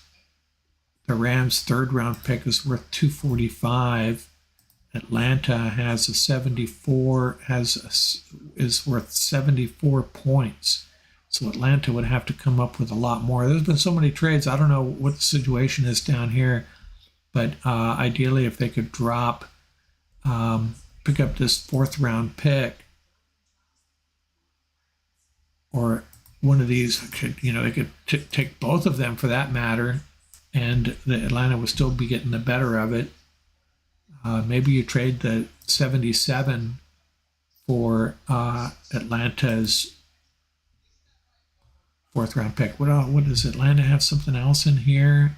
They have the 75th pick. If you just dropped 5 or 6 spots. I don't know how much you're going to get. I don't think you're going to get a 4th round pick in return for that. Maybe. I guess it depends on how badly Atlanta wants it. The math doesn't really work right. And again, I don't think New England's going to want to move up. I just don't see it. New England, let me zoom in on here. It's probably hard for y'all to see that. I had this zoomed in yesterday and I forgot.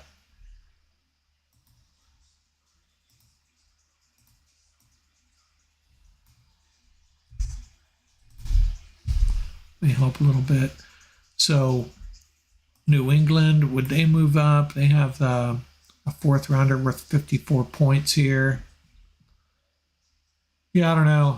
I ideally they would get rid of one of these picks and pick up a 4th rounder. If they are stuck with just making these 2 picks, 69 and 77, where does that we can dial back in late Saturday, because their next pick isn't until 167. Yeah, Torrance is falling. Maybe Torrance and Darnell Washington. I thought the thing about Darnell Washington is the reason I thought the Rams might draft him is you want a tight end that's going to improve your running game.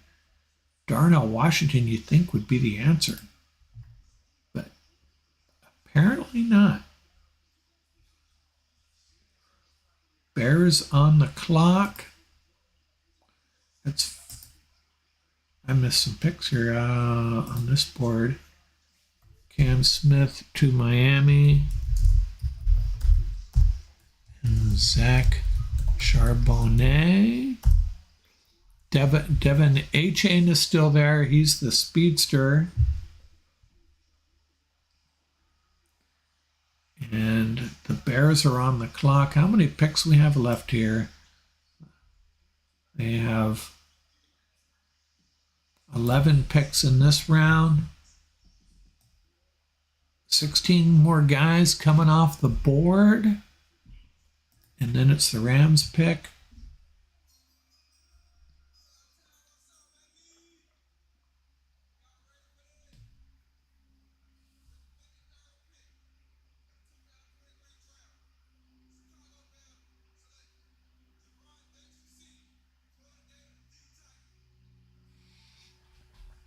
Defensive lineman, that brings me no pain. I know my buddy Tom Courts is big on defensive line for 2024, but I want to win in 2023. I still think we can, but we need to add cornerbacks and edge rushers to make that happen. Gervon Dexter. Where is he? I got this filtered for something.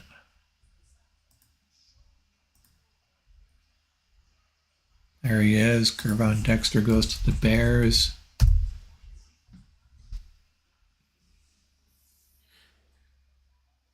Yeah, I thought Cyrus Torrence. I always want to say Cyrus Torrence. I don't know why. Osiris Torrence, I thought would be, I thought he'd go in the first round, late in the first round. I was hoping he'd slip to the Rams, and he did, and the Rams selected another interior offensive lineman, and I'm okay with that. I'm getting used to the idea. I just don't know what this cornerback depth chart's going to look like. Troy Hill and Grant Haley on the phone. Dwayne McBride. There's some good running backs there. You know, that's the thing. You know, you see these players coming off the board, and I don't know how much difference there is between, you know, these guys that are coming off the board. Zach Charbonnet and Dwayne McBride. How big of a difference is there really? And the Pittsburgh running back I really like, Izzy. He'll be there in the 5th round, I think. Chargers picked Quentin Johnson already. I think that was their only pick. Brandon Staley's got a good defense here, right? Things kind of fell apart on them. Nick Hardwick, I think, is the guy that offensive lineman, and he retired and he lost like 80 pounds in 6 weeks or something, and nobody recognized him.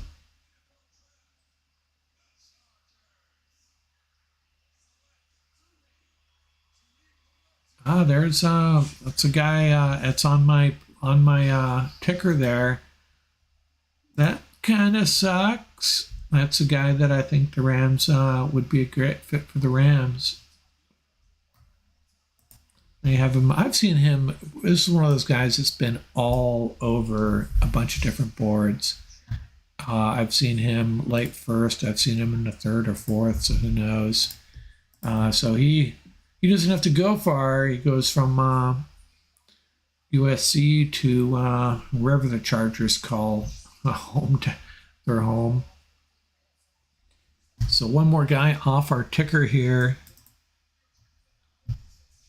And that's actually the last edge rusher on my ticker, so I'm going to have to add some.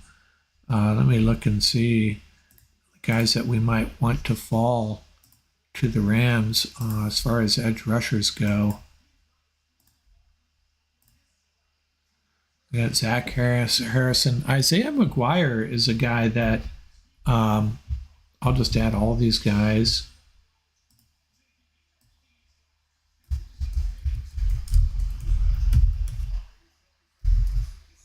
Oh, I was tapping on the wrong spot there. That's what happened. Yaya Diaby, I think that's how you say that. And Isaiah McGuire out of Mississippi, one of the Rams writers on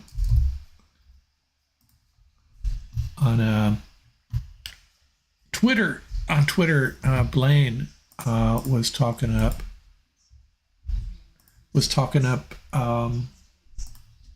Sorry, I'm doing three things at once here. Was talking up McGuire, and I forget what his ankle was, but I think he had some film of him going up against a really talented offensive lineman. I forget who it was. Might have been in the Senior Bowl. Could have been a SEC game. I'm not sure, but McGuire going up against somebody, and he was getting the best of him. So Andre Carter the second, and KJ Henry are solid options too. I should have added them. I think I will. I have a feeling Rams are going to go that way on the edge and get their cornerbacks later. But if they have to wait till the 5th round for a cornerback, hey, it is what it is. It's got to be edge cornerback at this point. It's got to be. Just keep on saying that. It's got to be. Because I don't think you're going to get. I don't think you're going to find the answer at edge in the 5th round, and you could get if you're getting your second cornerback in the 5th round. Okay, I get it. That's fine. It means you have to get your first cornerback very shortly here.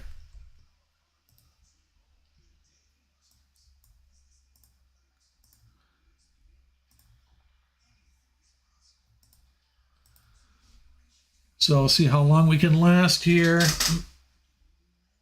This could be a fun evening now. This could wrap up right about when the Laker game's getting interesting. It'll wrap up for Rams fans anyways. Where are we at? Chiefs pick is in. We have about 8 or 9 picks left in the 2nd round.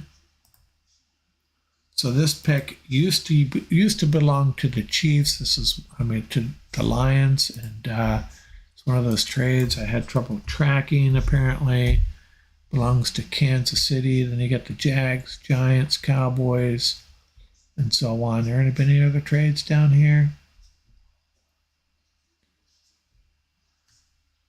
Yeah, this is now Detroit down here, the last pick of the round. I think everything is also still accurate. Getting close to the Rams selecting their edge rusher.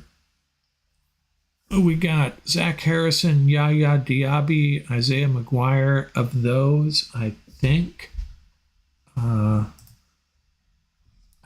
lean towards McGuire. Andre Carter II, what I don't know. Hey, you can't take a nap during the draft. I'm kidding. You make sure you set your alarm for the 77th pick.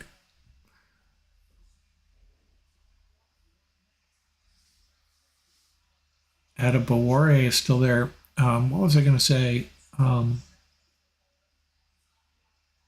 forget what I was going to say. It was going to be really important, though.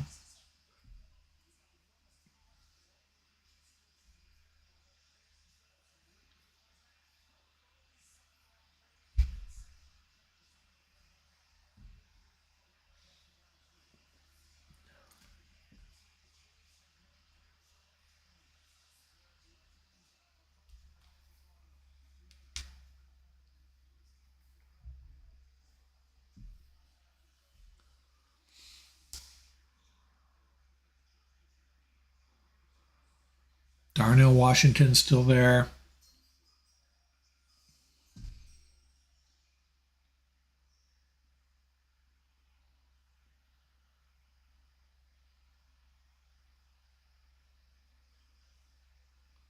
Chiefs announcing their pick here.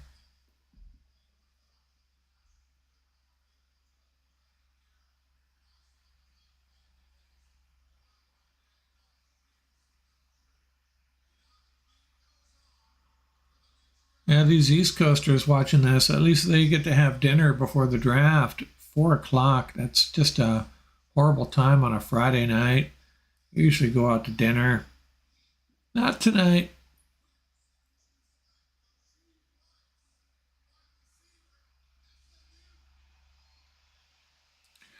Now this guy, I don't know what they're doing. I'm not familiar with this player at all. but it's good news for the Rams, I think. Oh, big, thick wide receiver, huh? 6 feet 204. Oh, he's the highest rated. He's not sure why I've missed out on him. He's rated higher than Cedric Tillman and Marvin Mims. Trey Palmer is a wide receiver I like, hoping he lasts to the 5th round.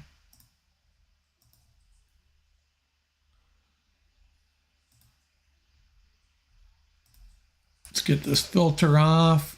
Who's available?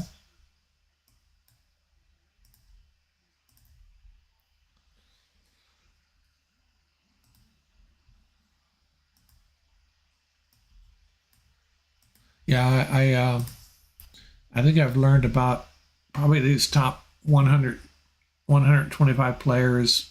I know most of the names, but I can't know them all. And Rashee Rice is one guy that I've missed out on. But if the Chiefs are picking a wide receiver, I'm going to just by default tell you it's probably a pretty good pick.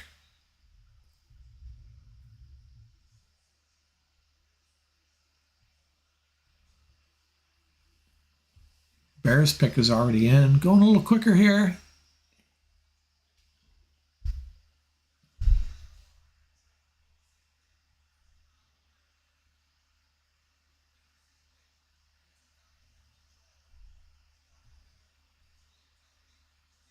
Okay, they're going with the Miami cornerback. That's one of the guys on our ticker, Tyrique Stevenson.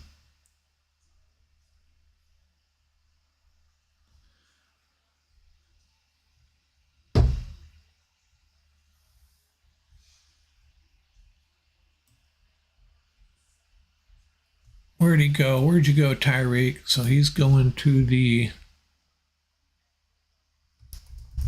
Bears. The Bears.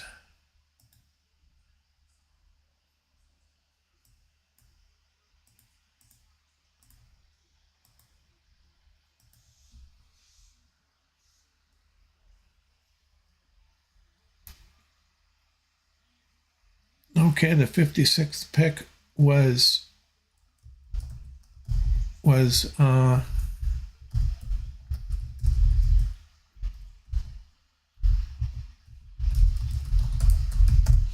and that was the Bears, though. I missed that trade somewhere, somehow. There have been so many trades. Can't keep up. Cannot keep up. So there's one more guy off our ticker, and hopefully we're not losing another one here.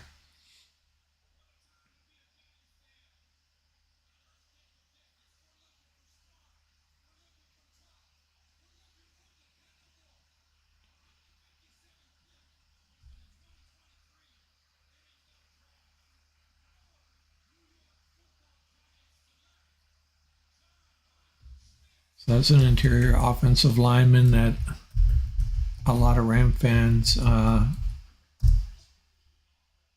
Schmitz, got that name wrong, Schmitz. A lot of Ram fans were excited about him as a potential Ram draft pick. But not today, not this year. Steve Avila is much better, obviously. Yeah, Samuel, hey, thanks for the kind comments. Yeah, it's got to be edge. These next two picks got to be edge and cornerback. Interior offensive line surprised me. A little disappointed, but I'm not going to pretend I know more than Sean McVay and Les Snead. I always find it funny when when football fans criticize the picks of their leadership, especially leadership that's been pretty successful over the years. They've had some misses, sure, but I'm not going to question Sean McVay and Les Snead's decisions here. Just like I don't think Chief fans are going to ever question an Andy Reid draft pick, for example, or a Seahawks fans Pete Carroll selection. Some franchises I get it, but Cowboys making a pick here.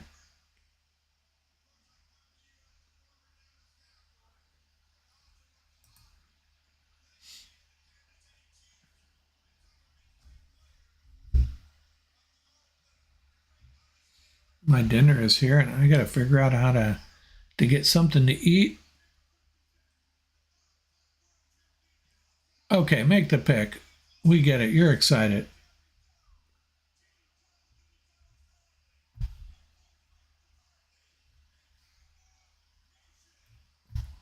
Now the Cowboys, I think, kind of hit or miss with their picks.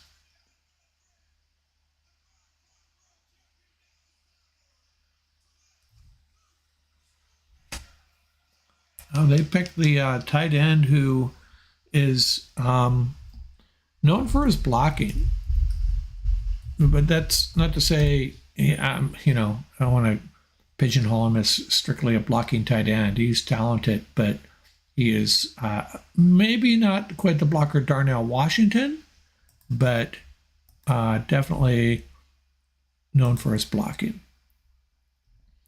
And Darnell Washington is still there. Boy, did we, I think maybe the two most overhyped players, and guilty as charged here, Cyrus Torrence and Darnell Washington.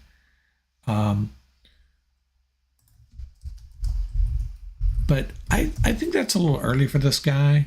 Second round, I'm not seeing it. But hey, we'll see.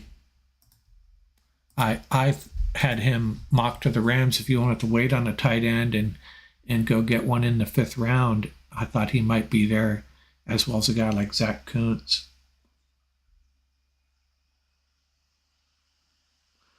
Might be cornerback. Samuel says might be cornerback. All the good edge rushers are gone. Going to have to get one off other teams' cuts later. You could be right.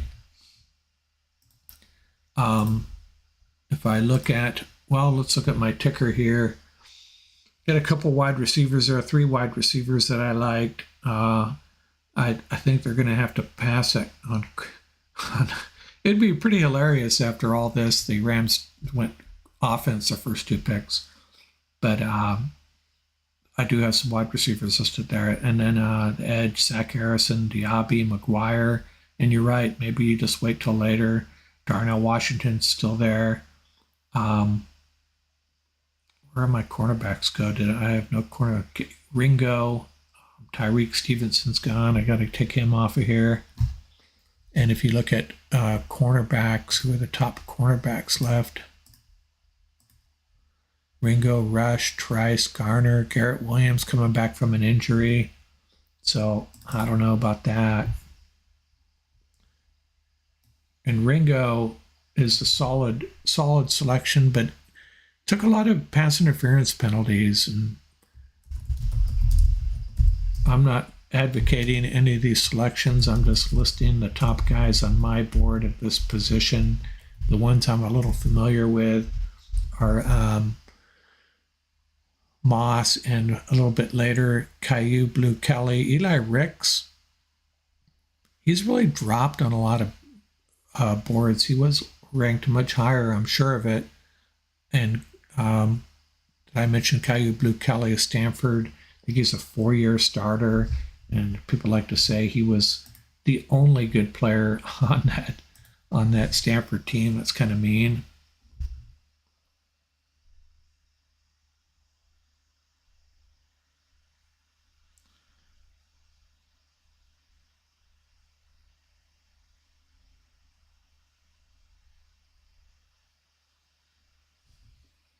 I'm going to have to try to eat as I go here.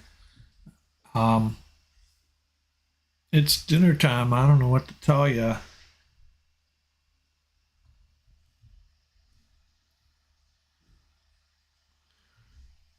I may go off camera here for a minute, take a quick break, but I will not be gone long.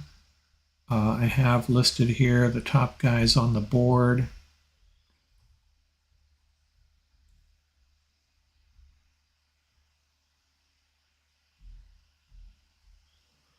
Fortunately, I have a personal assistant, otherwise known as Mrs. Burns, who is going to bring me up a burrito and a drink.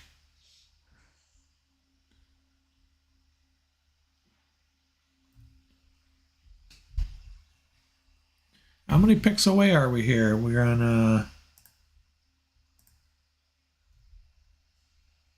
We got Buffalo. We got 1, 2, 3, 4, 5. Getting close. Getting close.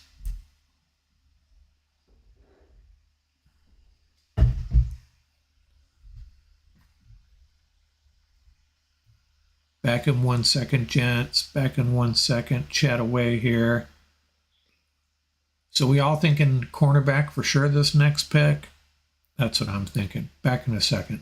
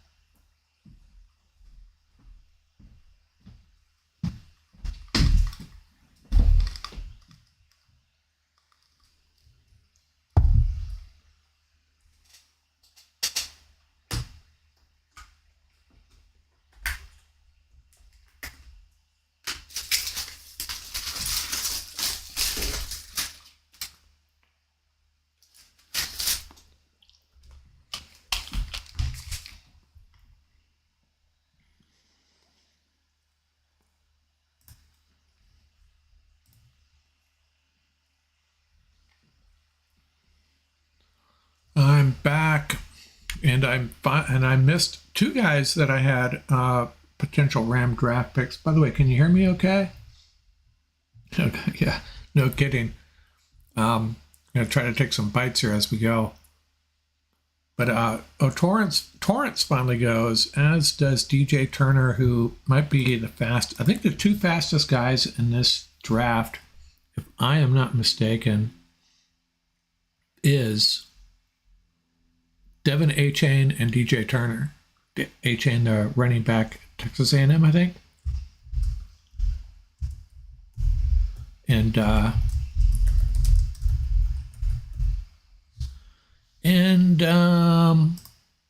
yeah, DJ Turner. And that's a guy, I don't have him on my cornerback list here yet. I really should on my ticker. I'm not sure why I don't.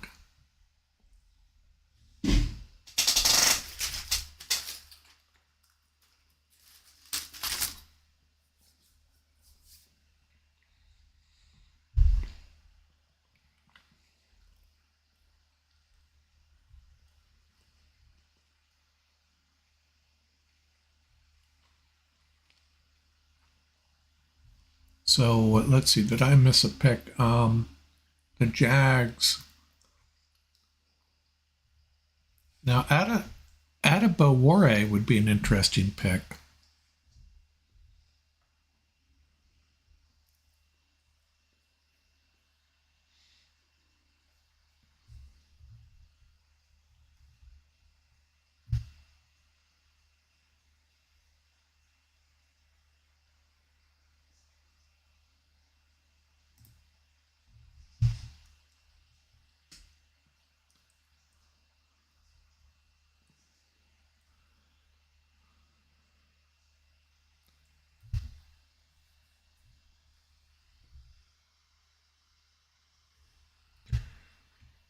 So who do we got? We have, how many picks we have here? We have 3 at the bottom, 5 at the top, 8 more players coming off the board.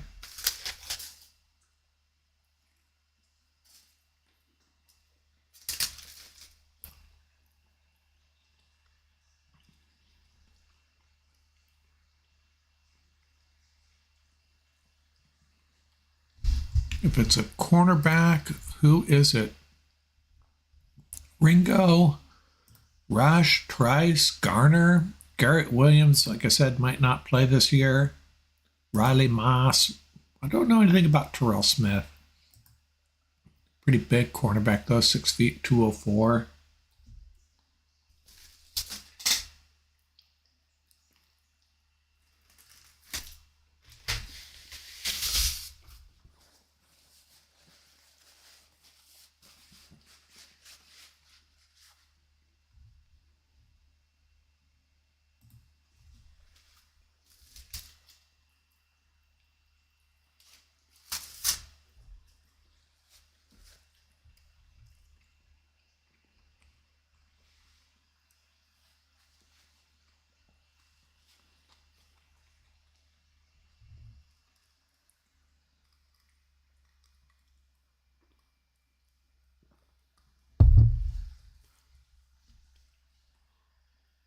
So has anyone read any feedback on the Rams' first pick?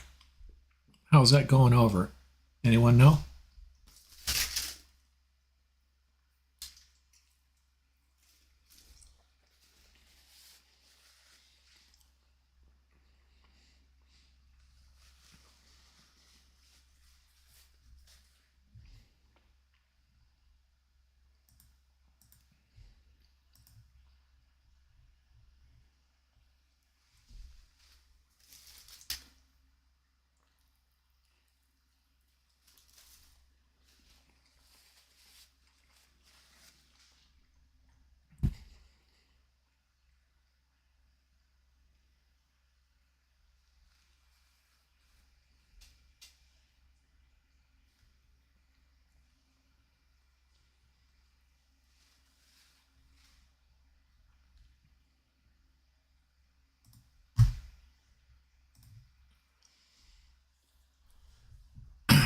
So Mel has his best 5 available.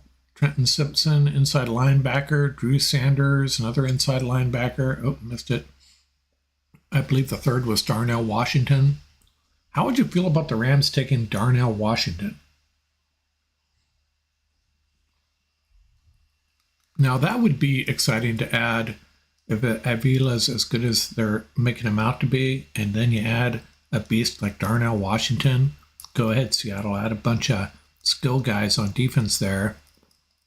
Deal with these 2 guys in the run game, which has been Seattle's weakness all along, right? It's funny that we're talking more about Seattle than the 49ers at this moment. 49ers with their quarterback issues. Man, they're a scary team too, though. Brenton Strange, a tight end from Penn State. Now, I think I've done a lot of research on cornerbacks in this draft, on tight ends in this draft, and this is not a guy that has popped up on my boards. Got the wrong team here. Must have been another trade. What do we got? Brenton Strange.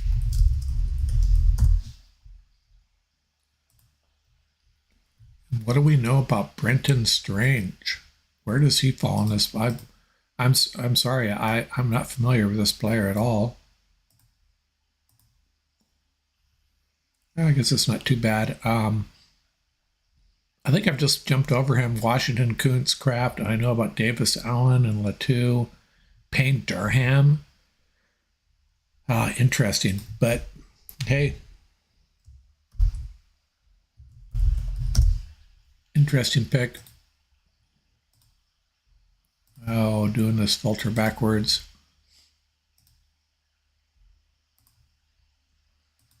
And another bad. They're coming fast now.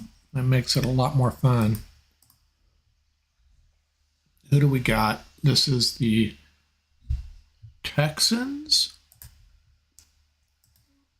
Was the Eagles, is the Texans. Pick number 62, right?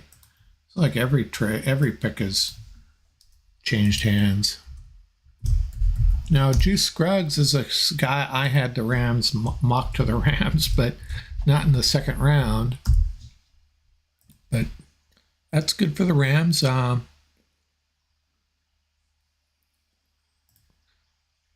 Given that they want defense on this next pick. Let's see some interior offensive linemen come off the board. See, according to this board, that's a little bit early for him, but hey, these guys know what they're doing, or they'll be out of work soon enough. Did that backwards again.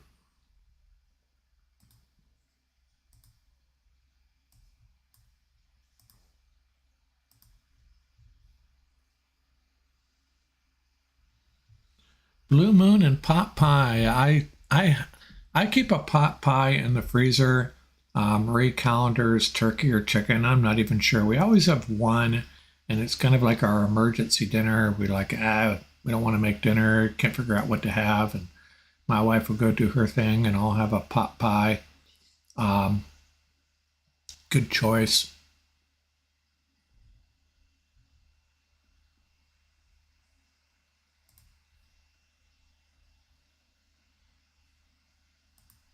Getting close, guys, getting close.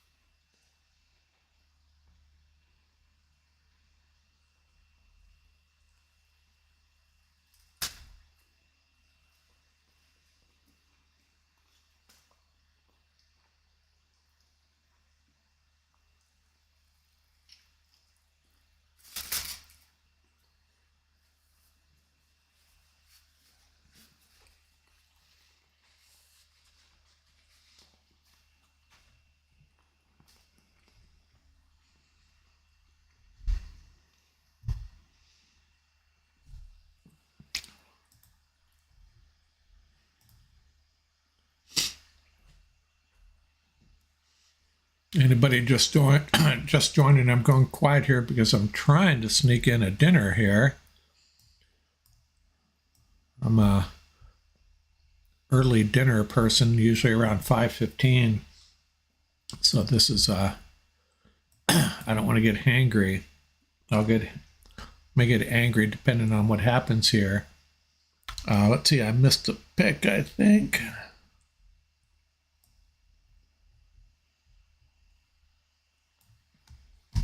Oh, that was the last pick of the third round of the second round. That's why I know it was Mims. I just want to make sure I got it right.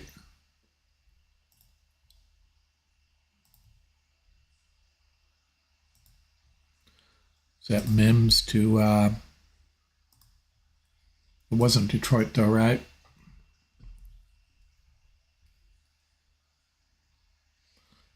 Trying to find it on this drop down on the NFL website, and it's not cooperating.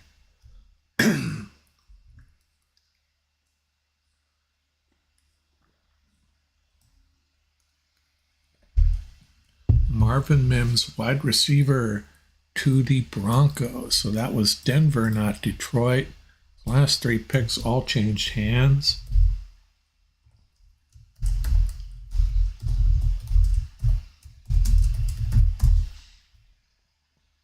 Marvin Mims off the board.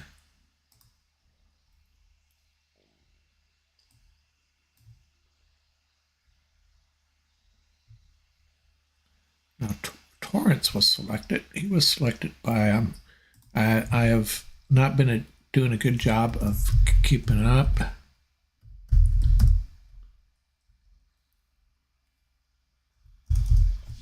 Schmitz is off the board to the Giants. Darnell Washington's still there. Jalen Hyatt's still there. Adebawore is still there. Devin Achane, Siaki Ika. Man, there's some good players here.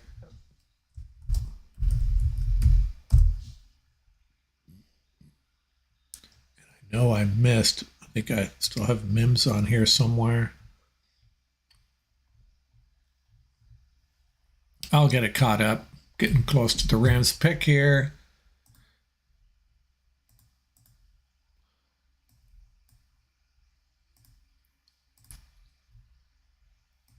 Now, so we all agree it's got to be cornerback or edge.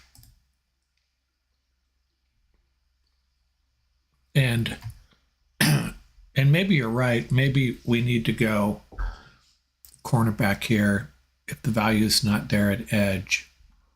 Ringo's still there. Who else? And it's a while till you get to the edge rushers on this board anyways. And we can't really go by it. There's Marvin Mims. Marvin Mims was to the Broncos. So he's off the board as well. I think I missed at least one more pick here. We'll get it caught up. You like the Samuel? You liked the Steve Avila pick? Is that what you're saying?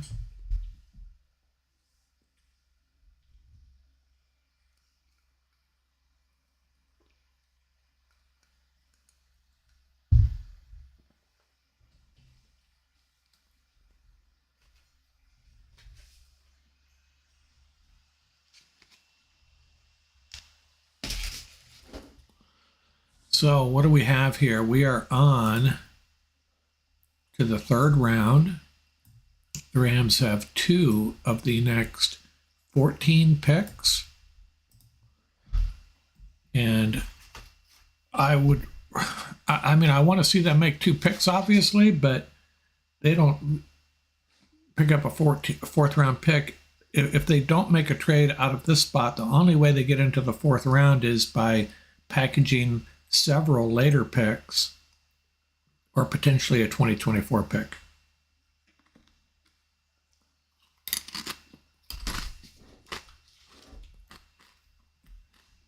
Zach Pickens, a defensive tackle.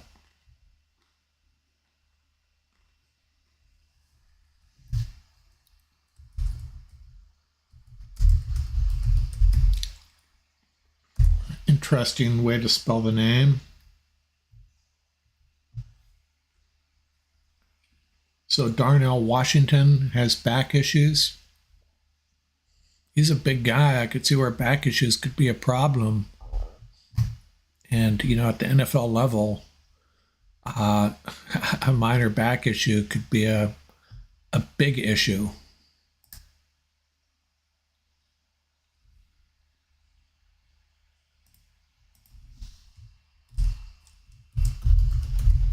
Trying to keep my board clear here, or up to date.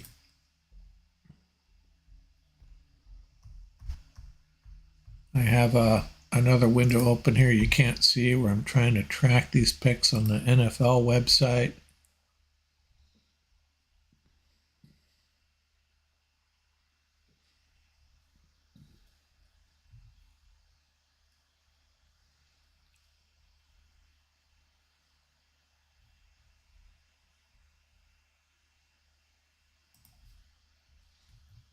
Got the Eagles on the clock.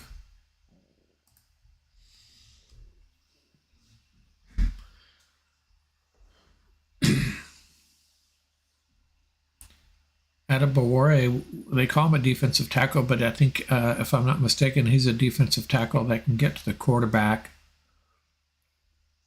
And not all defensive tackles necessarily can get to the quarterback very well. I think that's what they said about Greg Gaines, though. And he actually, of course, when you're evaluating a defensive tackle that played alongside Aaron Donald, it makes the evaluation a little more difficult, I think.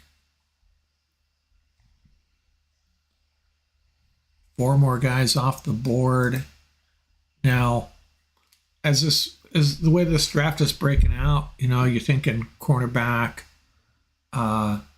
edge, but they may just have to go best value, and who that could be, no idea. Some good outside linebackers. I don't think they're going to take a quarterback here.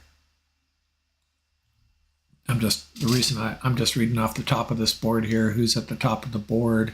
You got a quarterback, outside linebacker. Then you got Ringo, the cornerback out of Georgia. The Eagles, they just posted something up there about the Eagles taking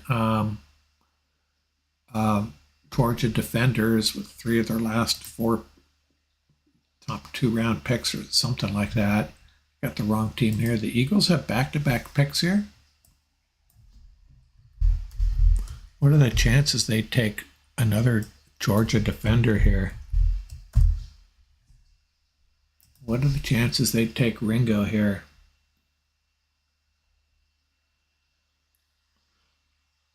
Yeah, stick pick 77. That may be as long as I last. I may go a little bit past that. Just out of curiosity, I'll certainly watch, but I'll probably wrap this up soon after pick 77, as I don't think the Rams have the ammunition to move up into the 3rd round. Maybe tomorrow, early tomorrow, they'll move up into the 4th. I will not be live streaming tomorrow. I'm going to be putting together my notes for to get a podcast out real quick if I can, based on the entire draft. And if I'm live streaming, the 4th, 5th, 6th, and 7th rounds is going to be, there's just not enough hours in the day. That's just how it is. So I'll probably drop off after pick 77 here as well.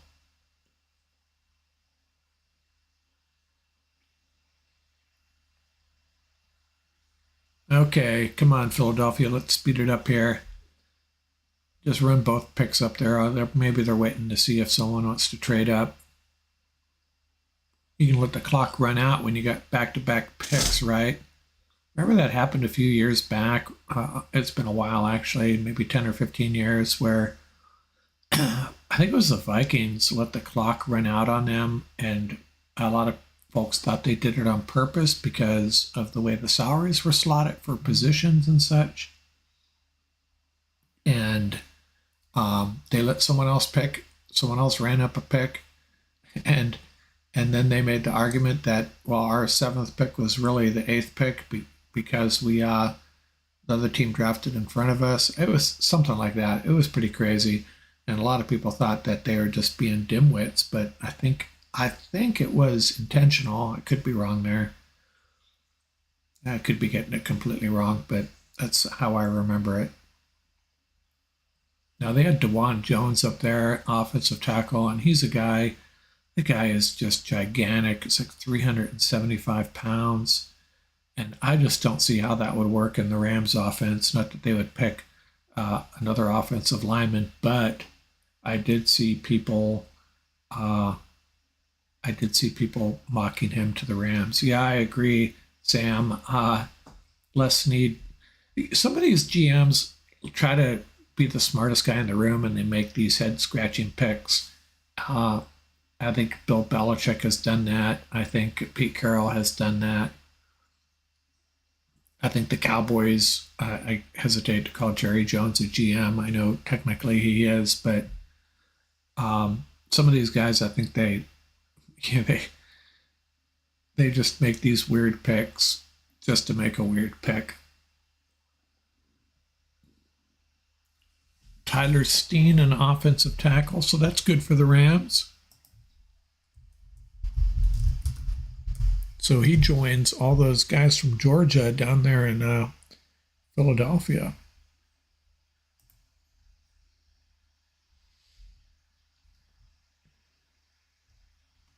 There's some really talented running backs left too. The guy from I just saw his name. I'm not going to be able to find it. Here, I'll filter this for offensive tackles and running backs so I can find this guy's name real quick.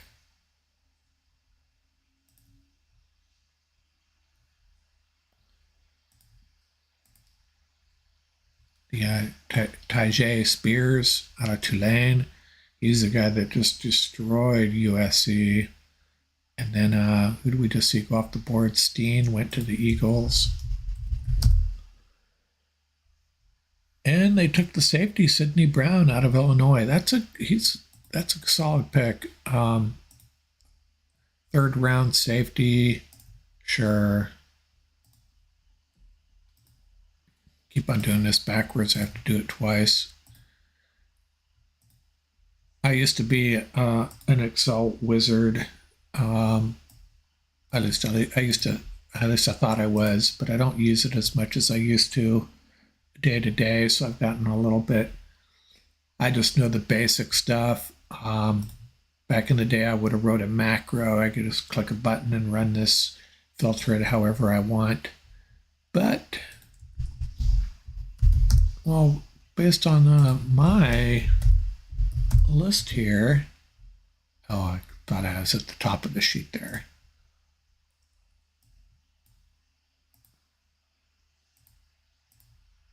So what do we got here? I haven't looked at my ticker in a while. Oh, those guys are still there, really. The edge rushers, McGuire. Oh, 2 more picks. We got McGuire, Darnell Washington. Nathaniel Dell is a Tutu Atwell on steroids. I think he'd be a lot better. Similar size, though. A little bit heavier.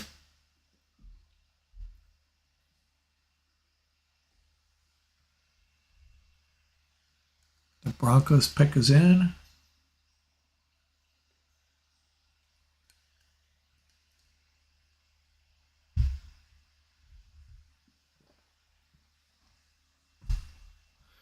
Yeah, I agree. Got to get cornerback, edge, guys that can come in and start right away. A linebacker. That's another position the Rams need, but not in this spot. So maybe we should be happy that we denied Les a player he might be taking.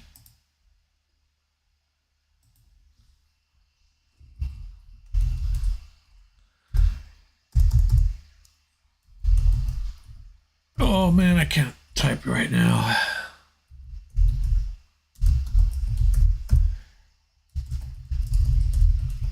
And this is the Lions, not Denver here. Been so many trades. And I can't believe all these trades and the Rams haven't been in one of them. Maybe no one wants to do business with Les. And you'd think the Lions and Rams would be on the phone with each other. Maybe they have been. The Lions have traded as much as anybody, I think. And I thought the Rams would be moving back for sure. Maybe they'll move back here. We'll see.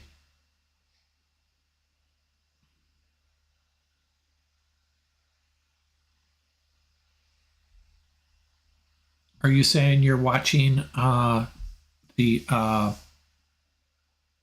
draft selections on the on YouTube, Sam?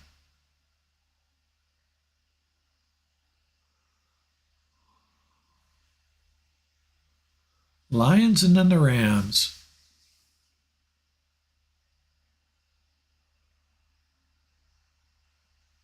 I wonder what they list. I saw, I think it was a Pro Football, the NFL mock draft database, and they listed the Rams leads, and they listed every position. It's like every, maybe not quarterback. I think they may have listed quarterback.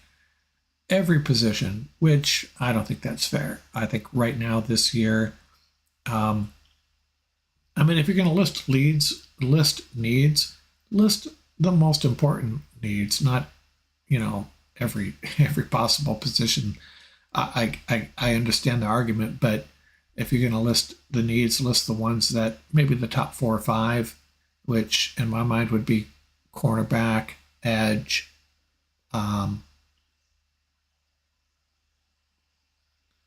inside linebacker. They need a body there too.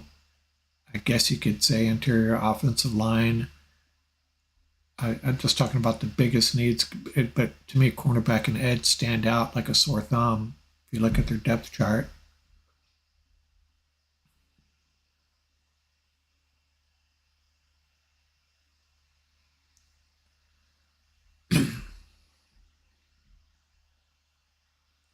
Detroit's pick is in.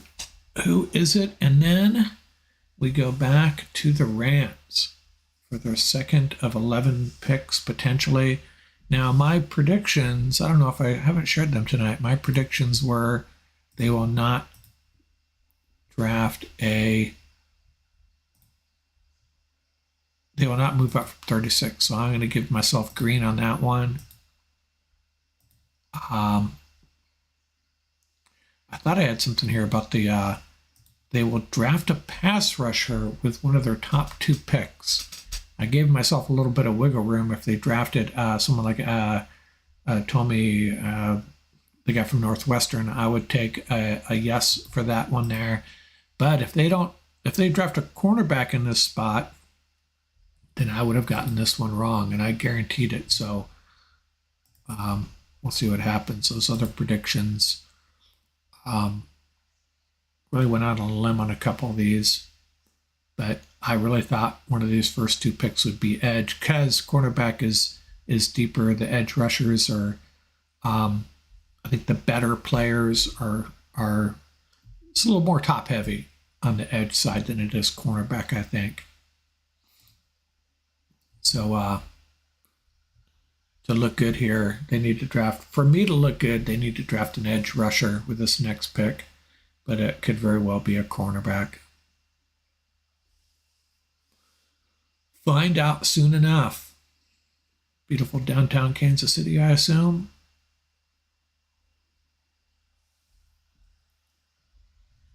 I made one trip to St. Louis while the Rams were there. Flew in on must have been a Saturday. Went to the game on Sunday. Spent the night. Flew back out on Monday. Saw the Rams beat the Carolina Panthers, and Isaac Bruce's uniform was retired. Their big players at that time were, I think James Arnaitis had an interception, might have been a pick 6. Hendon Hooker goes to the Lions. Well, Jared Goff, you have someone to mentor. And really strange draft for the Lions. I'm not saying it's a bad draft, but it's an odd draft. It really is an odd draft, but they could be all the better for it. And Hendon Hooker, man, playing on that fast turf there in Detroit. He's got a big arm. That could be a really scary team. Of course, they lost that wide receiver, right? For 5 games, is he suspended?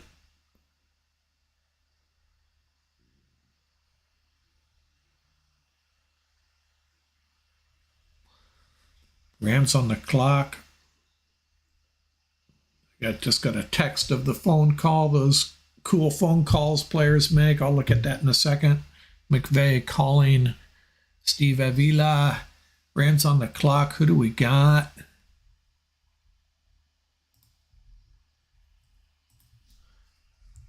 Or do we have a trade? The trades have kind of slowed down. I think we get to this point. It is what it is. Team's going to roll with their picks. I don't know if at 69 there's a player teams are dying to jump up and get. Maybe there are, guys that slid Darnell Washington. Would someone run up and grab Darnell Washington at this point? Who are the highest rated prospects? Keely Ringo, Darnell Washington, Trenton Simpson. If I go by this board, I think the Rams would be drafting Ringo, Adebawore, Zach Harrison. You got me. The Rams did trade back, or you're predicting that? Usually I get Texas, they did trade. They traded back. I think that makes me happy, depending on what they got. Let's look at the value chart. Where did they trade with you? The Texans are at 73. If that's the trade they made, the Rams might have just picked up like a 6th or 7th round pick in that trade.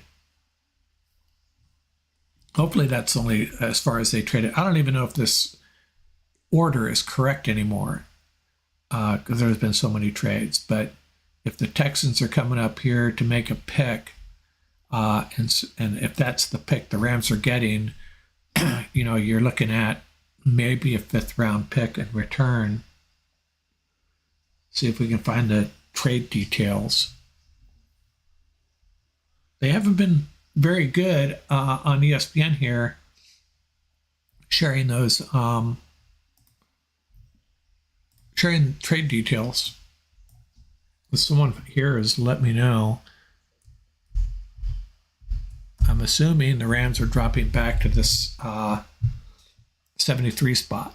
We shall see. See if they have it here. Yeah, they got the Rams in the 73 slot now.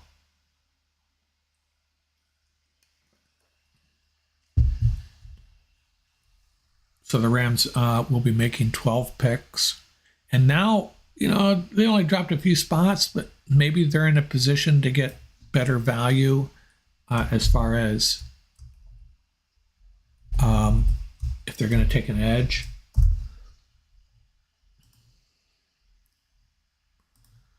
See if I can use my format painter here.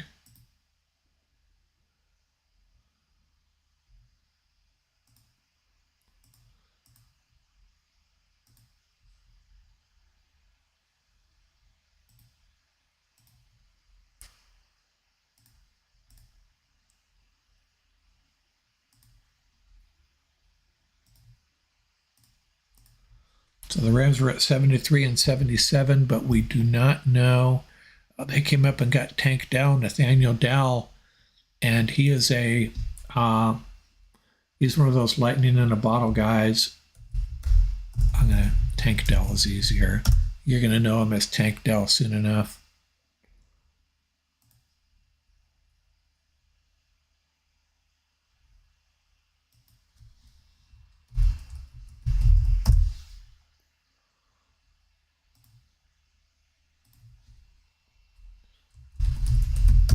And the Raiders pick is already in. So I don't know if I can figure out what the Rams got in return. I could jump around to the 5th round and try to figure it out. I don't think. Let's see if they had a 4th round pick. If they have a 4th round pick, if they updated this already, which I think they'd updated immediately. If the Rams are in the 4th round here, I'd be surprised, but that'd be due to the trade, right? Would the Texans move up, 5 or 6 spots? How many spots they move up?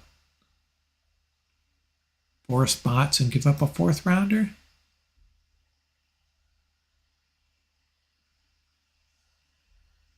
See, I don't see the Rams there in the 4th round still. Now they could be piling up 5th round picks to go up and package them for a 4th round pick, but then of course they're going to have fewer picks than they started out with in all likelihood, or get back to 11. Right now I assume they have 12 picks. Trying to determine if one of these picks is, I'm looking at the NFL, I think they picked up pick number 161, if I'm not mistaken. That went from Dallas through Houston to LA. So if they did not have 161 originally, that would, this pick here. So the Rams picked up this 161 from the Texans. So now they have in the 5th round, they have 4 picks in the 5th round, which would potentially, theoretically, help them move back up into the 4th round if they so chose to. 4 5th-round picks. That doesn't get me too excited. I mean, if you look back at the types of players that are drafted in the 5th round, if you hit on one of them, you're doing pretty good. If you hit one of them really well, I mean, 2 of them could be legitimate NFL players. The other 2, you'll forget about them soon enough. 4th round, excite me a little bit more. So what do we got? I got to get back to the right round here.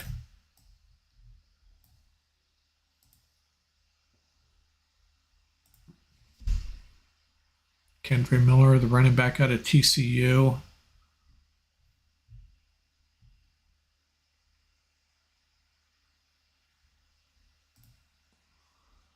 Okay, what do we got here?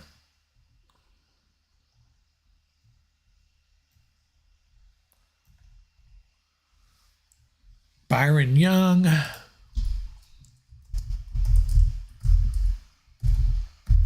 Reminds me of the old 49er defensive tackle. That was Brian Young. And what else we got here? Kendre Miller, running back. So the Rams, the Cardinals are at this pick now, not Tennessee. Chances the Rams trade again, very possible, I assume. How's my ticker doing? Isaiah McGuire still there?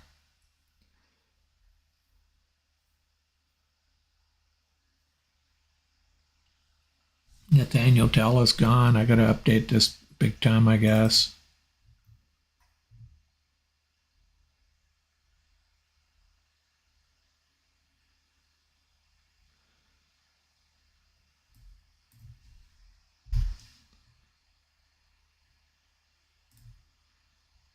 Is Cedric Tillman still there?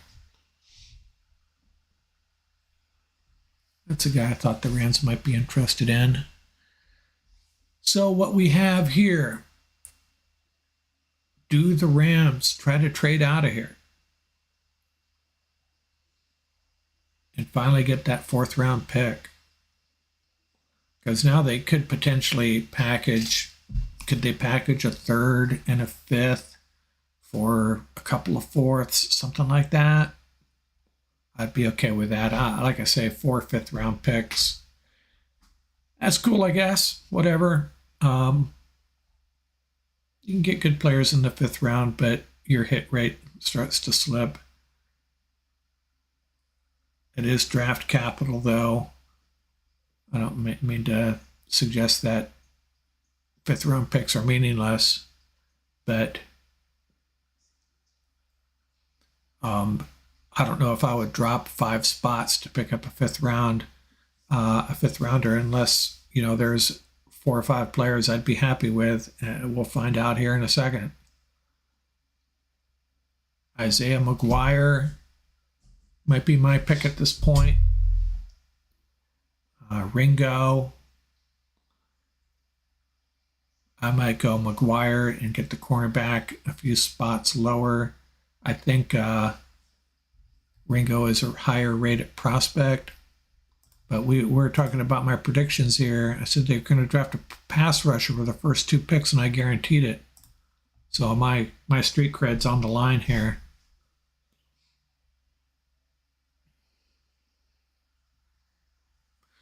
I swear, back in the day, and I'm not making this up, when I used to watch the draft, I don't know, it seemed like 80% of the time the Rams were on the clock, they'd go to a commercial. I swear, I'm not making this up. You can ask my special assistant, who would drive us crazy. Of course, this is when the Rams were not a marquee team. I think they are now. A lot of people are having a hard time accepting that. But it was amazing. It's like, Rams on the clock, 4 straight commercials, and then you come back and they'd wait for you to get back, but still it was kind of annoying because you want to know, you want to hear them talk about who the Rams might pick, who are the guys on the board that fit what they're trying to do. And nope, you just come back, Rams make their pick, and then on to the next guy. I think they did it on purpose.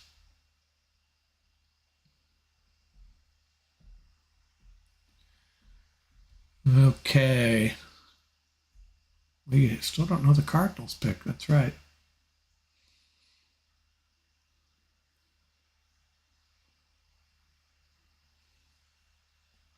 So the Rams have, after this Cardinal pick, 2 of the next 5 picks, potentially anyways. Oh, God, I hope they don't trade to like the last pick in the 3rd round. I guess I'd stick around for it. And they take the cornerback. Now, he's the one that's coming back from injury. I think he would have been a solid early 2nd round pick if it weren't for the injury. I think I'm getting that right. Hopefully I'm not misrepresenting it. That's what I thought was the case.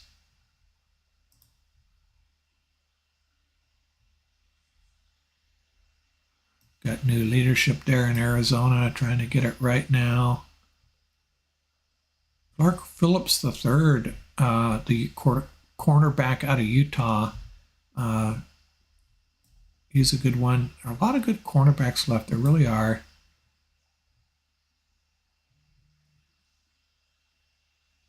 Having trouble finding Garrett Williams.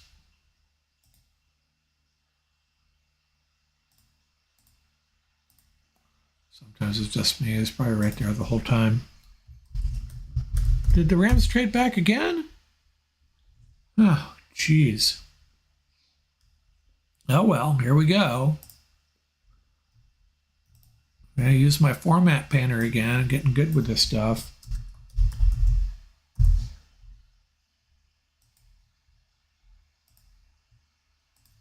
So where did they drop to?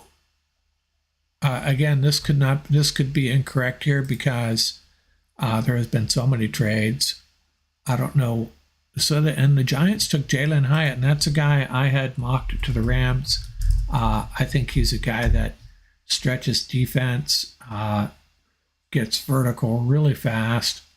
First team All-American, Hendon Hooker's guy, and I thought he would have been a good ad for the Rams. I know it's not really what the Rams do necessarily, but I don't know. I would have been okay with the Rams drafting him. He's on my ticker here, as a matter of fact.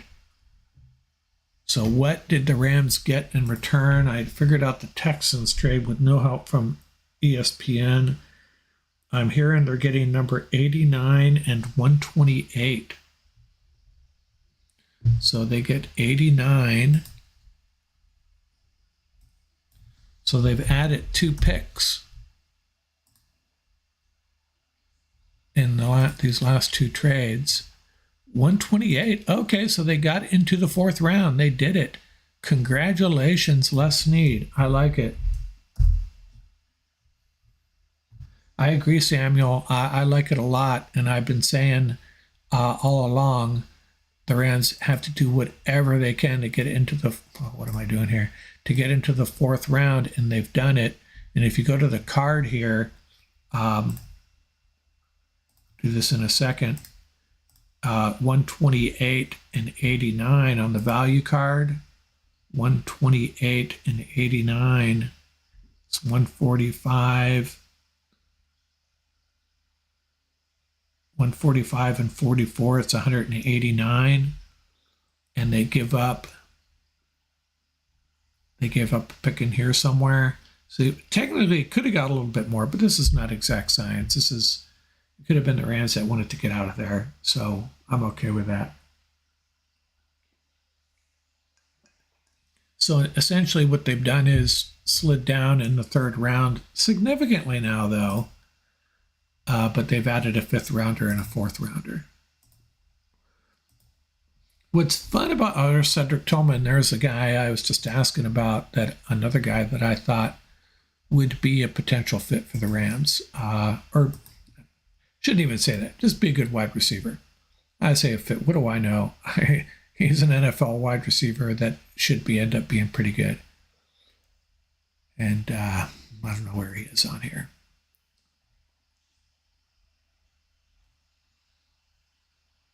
So if nothing else, the Rams, there's Tillman. So Tillman goes to the Browns. So the Rams may end up drafting an edge rusher where he belongs. And I'm going to go back to my predictions. They will end up with at least one fourth-round pick guaranteed. Now, I can't take credit for this yet because they could trade out of there. You know what? They're not going to trade that fourth-round pick. They'll end up with a fourth-round pick, so I'm going to go ahead and take credit for that right now. So I got 2 for 2, but I need this next pick to be an edge rusher, and I'll look a little smarter. Yes, you're right, Sam. They are stockpiling picks, and I like it. Didn't break out the way I thought it would. Trading back with the Texans slightly, and then taking another leap back for the with the Giants, and in both cases adding extra picks. 2 wide receivers go off the board, and 2 wide receivers that I thought the Rams might have interest in. How's my ticker looking?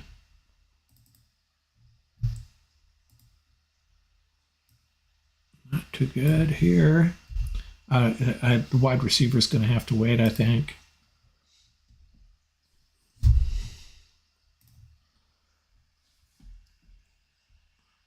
We got Zach Harrison, Diaby, and McGuire. I would think one of them is going to be there when the Rams make a pick here in a second.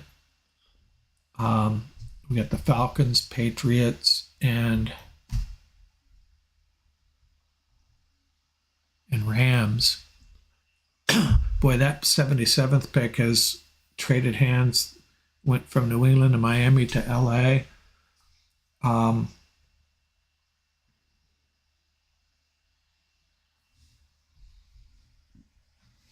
So I think I haven't been looking at Mel's board, and I don't know where Isaiah McGuire falls on his board. Still a little bit early for him. Zach Harrison's actually rated higher, 6'5", 274 edge rusher out of Ohio State. Who else do you have? You got Diaby, 6'3", 263.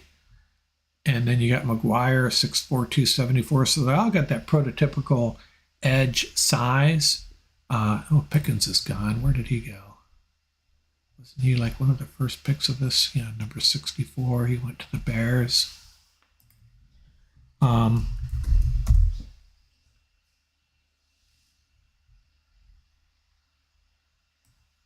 Because I think they could come back and get the cornerbacks they want with the later 3rd round pick and the 4th round pick. I really believe that.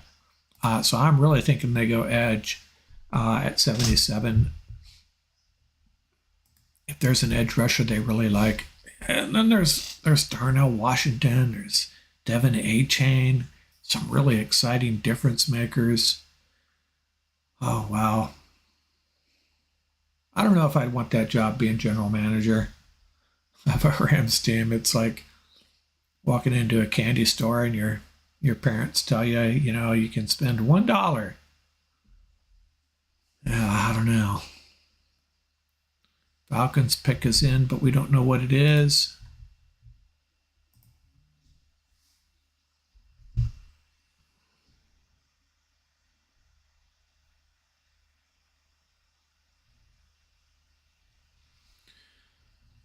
I'm getting text messages and alerts that have nothing to do with football. What do these people think I'm doing right now?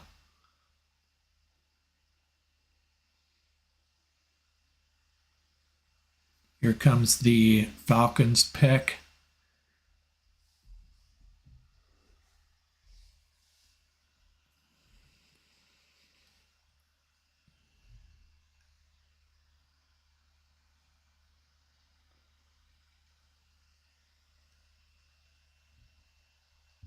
Well, there's the highest rated edge rusher.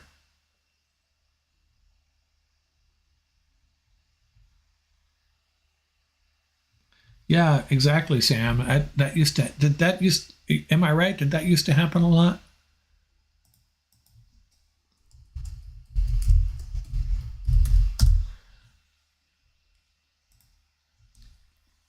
Well, there goes an edge rusher. I would assume that was a guy the Rams would be considering at this point. I still like Isaiah McGuire. I'd be okay with Yaya Diaby. And there's one of these cornerbacks. Ringo is still there. Is he like the? I gotta update my my ticker again. Lose one more guy, Zach Harrison. So we got the top two cornerbacks are Ringo and Rush.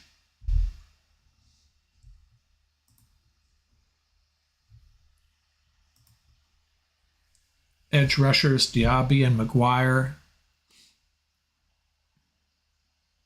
The tight end Darnell Washington. There's some other good tight ends too. Tucker Kraft, Peyton Durham. And there are so many talented cornerbacks left that I have 3 on the ticker here. I'd be okay if it was some of these guys were a little bit lower. It's somewhat, I wouldn't say, Marte Mapu from Sacramento State goes. And this is a guy we talked about on our draft preview. He's kind of a tweener, big safety, maybe too big to really be productive and to hold up in coverage, unless you're talking about covering tight ends. Maybe a little small to play linebacker, but I'm watching the film right now. He is a football player, and he's probably going to be great. A lot of people, I saw one draft report on him and said, "Is like, where do you play him? Don't know where to play him." A lot of teams are just going to be like, he doesn't have a position. And then a team like the Patriots or Steelers are going to draft him, and he's going to be an all-pro. So that was Marte Mapu. I don't think he would have been a good fit for the Rams. Well, at least not at this point. I think I was expecting him to be possibly available in the 5th round. Rams on the clock. The Rams are making a pick, and that was quick. That was really quick.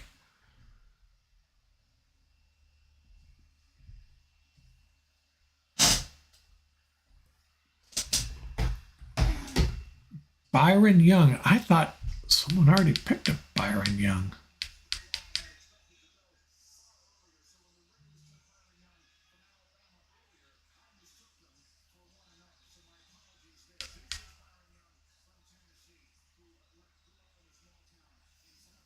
A defensive end. Now, I'm going to take credit for that. Defensive end pass rusher.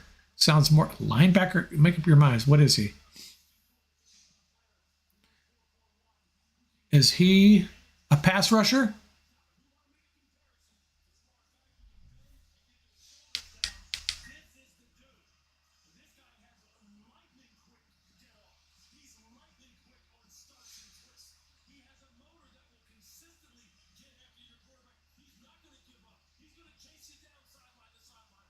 Well, they're sitting on this guy. I have a feeling I like the pick. Don't know much about him, but that's the way they had to go.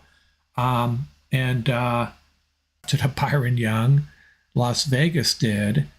But did they draft the wrong one? That would be funny. And I made the comment that it reminded me of the old 49er defensive lineman. And like the Rams draft Byron Young. What the heck? I got to look at these prospects. I don't want to sort by... Oh, what am I doing here? Let's search for Byron, and we got a Byron Young from Tennessee, the 100th ranked edge rusher, 6'2", 250. And then there's the Alabama defensive lineman, 6'3", 294. And he is ranked 206th on this board. Oh, I'm sure it's not what happened, but if the Raiders drafted the wrong Byron Young, it's like, wait a minute. Well, wait a second. We wanted the other guy. Yeah, he looked really good. Whoever that was talking, I forget his name, turned it up a little bit on ESPN here, and he liked the pick. And there's the tight end that I was just mentioning gets drafted by the. Didn't they already draft a tight end? Maybe not. I think it was someone else. So let's get back to this board.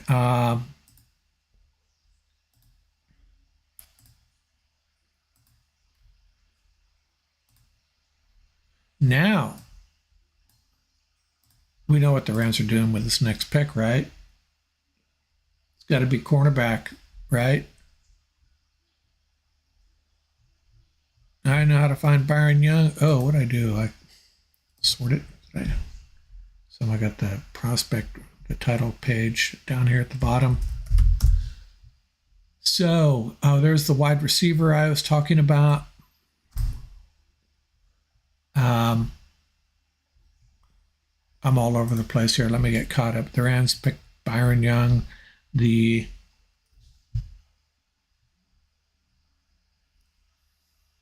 Packers picked Tucker Kraft. I could swear the Packers took who drafted Luke Musgrave? Well, that was Cleveland. Okay, I'm just confused. And Josh Downs goes to the Colts. And how long do we have for the next Ram pick? We have 1, 2, 3, 4, 5, 6, 7, 8, 9. 9 more guys come off the board. And I'm going to do a quick look at Byron Young, edge. So, hey, before I do that, let's go back to my predictions.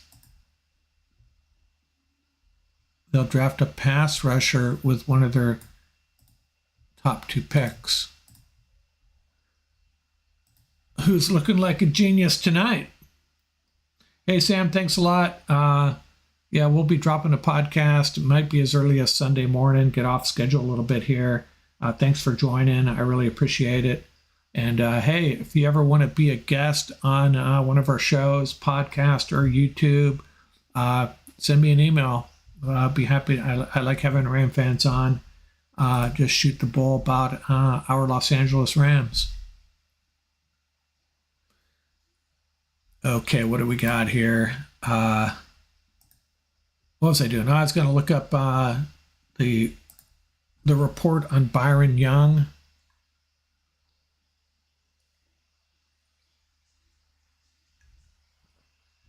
See what they rank him at. See what Lance Zierlein and the team say about him. For some reason, this page isn't opening.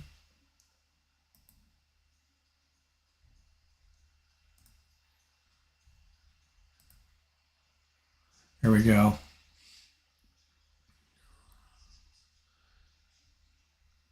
Lance Zierlein says he will be an average starter. Oh, come on, Lance. 6'2" is a little short.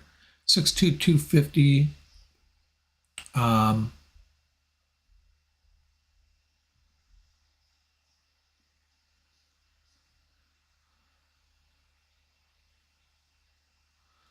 Yeah.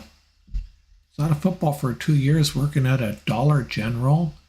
Lance says he'll go in rounds 2 through 3, so that's about right. An explosive edge defender with disruptive play qualities.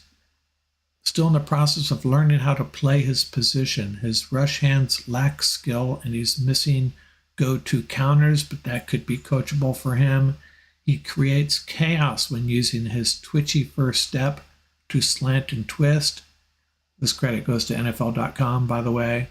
But he still needs to tune up the stack and shed technique.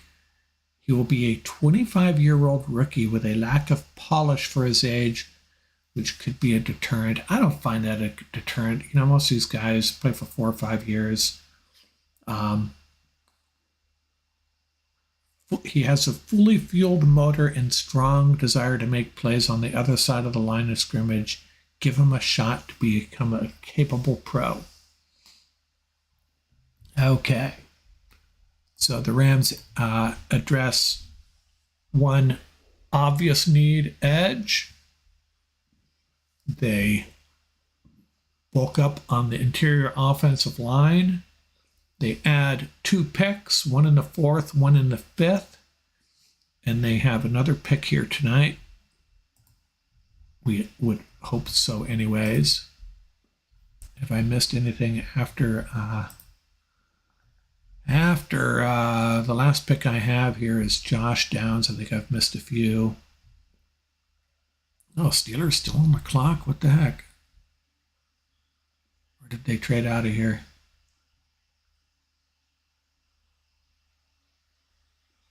The Panthers trade up.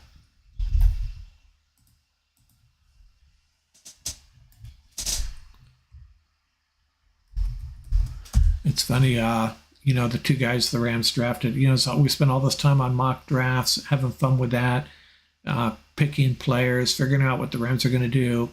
These 2 guys, totally off my radar.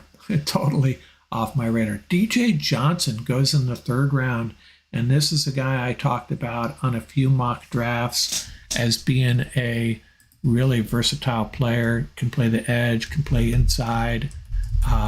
Inside as in linebacker. He's a good one. I thought he would be going as late as the 6th round, but hey, what do I know? I'm just going by some of the rankings I saw. I'd be surprised if he was rated by, I don't think you're going to find him on a board this high on any board, but Panthers liked him. Yeah, Brian, I agree. For the tape I saw on him, I don't have time to go look yet, but I'll have to go do some more reading on him. Lance Zierlein pegged him for the 2nd or 3rd round, and we're getting him midway through the 3rd. So that's what you really want. You don't want to see your team reaching and trying to outsmart the room and paying the penalty for it. They rushed that pick up there. I think they knew they could get this guy, and maybe they had their eyes on a couple other edge guys too. And when it came their turn to pick, Zach Harrison had come off the board a moment before, another edge rusher, and so let's just get this. Let's make this pick, get this guy on our roster. Pac-12 players are soft. I would know. Maybe they are.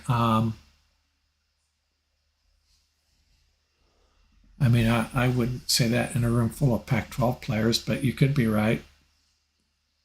Marte Mapu, he's not Pac-12, a Sacramento State guy.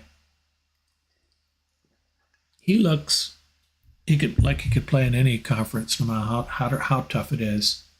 And I don't even know what conference Sacramento State plays in. They in the same division, same conference as Pacific schools like that, University of the Pacific, or University of Pacific. They used to have a good basketball program. Maybe they still do.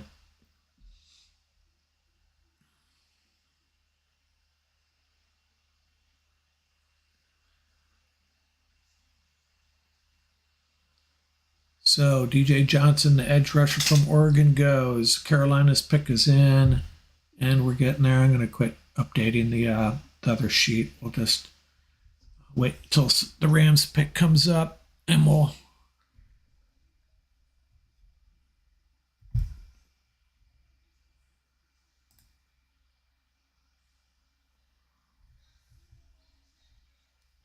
the 49ers haven't made a pick yet, but they still have a lot of picks.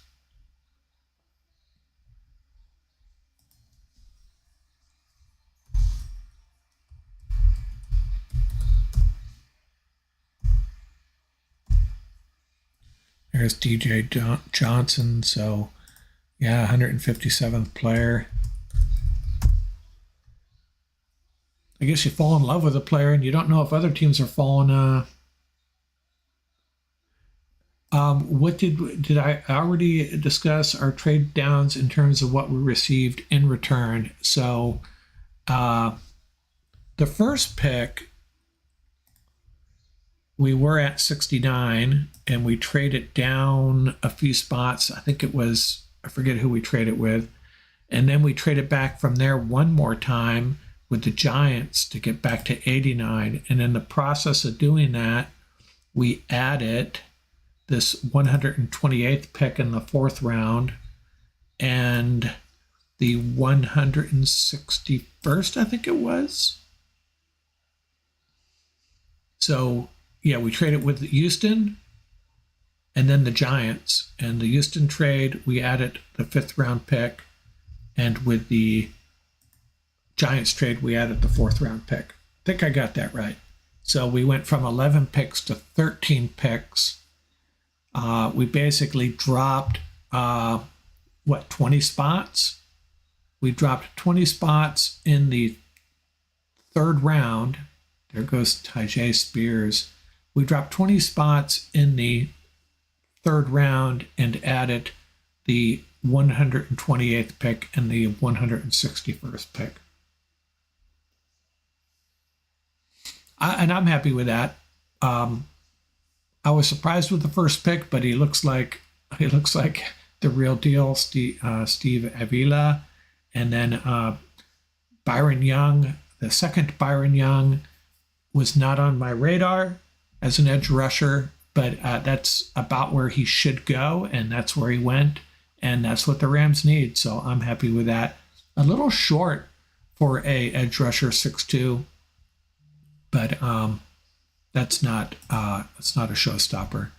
So who took him? The Titans came up, and Tyjae Spears. This is the guy. If you watch it, was it the Cotton Bowl against USC?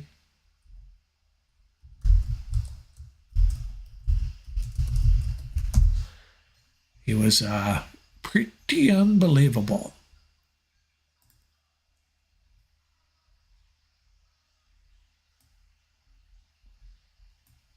And there's some highly rated players up there. Darnell Washington still on the board. One of the guys that dropped in said that he has some, Samuel said that he has some concerns about his back, apparently.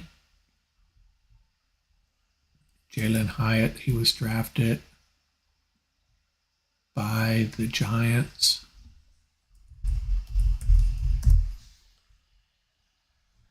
A-Chain's still there, possibly the fastest guy in the draft. Zach Harrison was taken just a bit ago by the Falcons. There's the Diaby. I haven't been updating my ticker. Diaby was on my ticker here for potential targets for the Rams. I'm not sure there he is. I just saw him, and he was just taken by the Bucks. He'll play alongside Greg Gaines, I guess. Let me update this ticker. Isaiah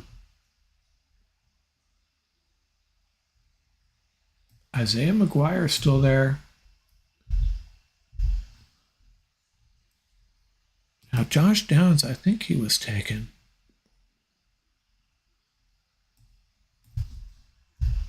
I'm not going to update this right now with new players. I will in a second if I have time. I'm updating the ticker there. Transparent to you guys. What do we got? Broncos pick is in. This pick's coming at us fast here. Did Tampa Bay make their pick? Did they pick? Oh, that was Diaby.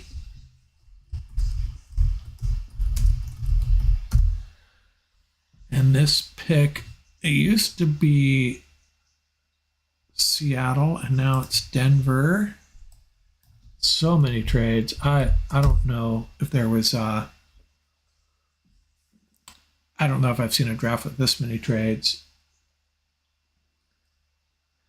So you asked the question, do I think we'll draft a punter or a kicker? And I raised that prospect in our draft preview and I almost got laughed out of the room. But and I think if they end up, right now they have 13 picks, and I think it's very possible they could draft.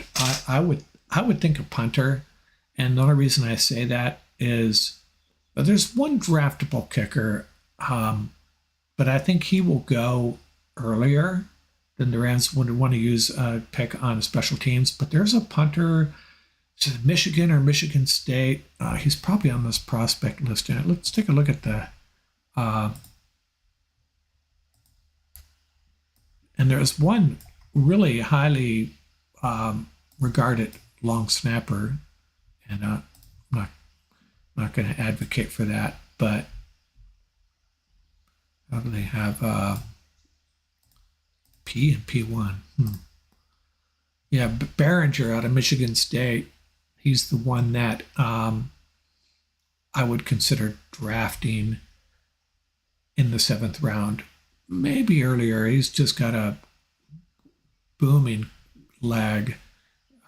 When I reviewed the punters in this draft, they are broken up into 2 categories: guys that could really pooch kick, directional, hang time, all that kind of thing.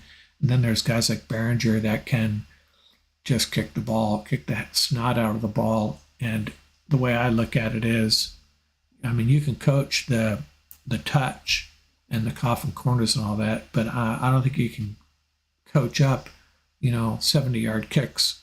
So I would lean towards the Behringer as the punter. And the reason I think they might is just guessing here. I don't pretend to have all the answers. I'm just guessing just like anyone else would. I'm okay with the idea of bringing in undrafted rookie free agents, a kicker, a long snapper, or a punter, but all 3. That could be pretty competitive trying to get all 3 of those guys into your camp. Although if they don't draft any, the best guys that aren't drafted are going to be like, hey, I'm headed to LA, buy that ticket and fly out here and try to make this roster. But I don't know. Yeah, 7th round picks. And you're right. What else are you going to do with a 7th round pick? How many of 7th round picks work out? But I think a 7th round punter could, especially if Behringer is there. Riley Moss, the safety out of, I thought of him as a cornerback. They're calling him a safety there. Riley Moss off the board. Yeah, 5 or 6 more picks here. And he was on my ticker. No, he was not on my ticker. A little early for him, but I think Clark Phillips III out of Utah, a little short. Darius Rush, 6'2", 198 cornerback. I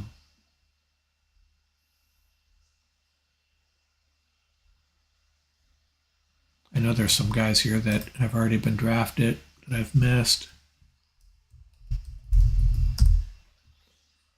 Oh man, been a long night. I want this last pick to get here pretty quickly. I think the Rams are going to draft a cornerback here, don't you think? Dolphins not wasting any time. Oh, they took A-Chain. Okay. Man, lightning in a bottle, another one of these guys. I would have been okay with A-Chain as a Ram. If you haven't seen this guy, don't blink, you'll miss him. A little small, but he's big enough to be a productive NFL running back, maybe even a 3-down back. It's a good fit for that team too, with Tutu there. Add this guy with his speed, Tyreek Hill. Wow, A-Chain and Tyreek Hill. I just realized that. Good for them. Glad he's in the AFC. Hey, no problem, Brian. I'm starting to enjoy this. Taking up more and more of my time, though, but trying to spread my wings a little bit. The podcasts, been doing that for 2 years, and everybody's been telling me I got to get on YouTube. So trying to get the hang of it. I don't know if you saw yesterday, I tried to do this in the first 5 minutes. No sound. I blew it. I didn't do a sound check before I started. And after that, it went okay, though. Getting the hang of it.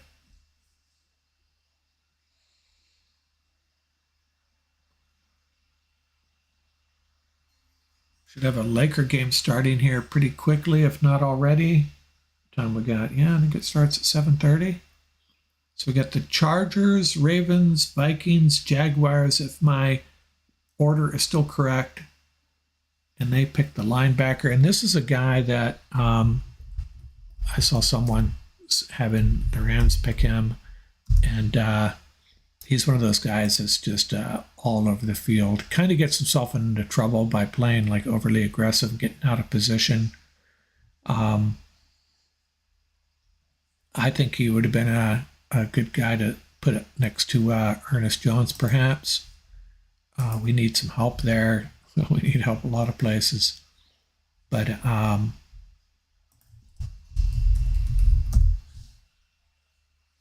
Brandon Staley adding a linebacker, and his other pick was, I forget, but it was, I think he had Quentin Johnson, the wide receiver, the big wide receiver, and then it was a defender of some sorts. Hey, Brian, thanks. Yeah. And feel free to comment on those on the pods and the YouTubes. Give me some feedback anytime you want.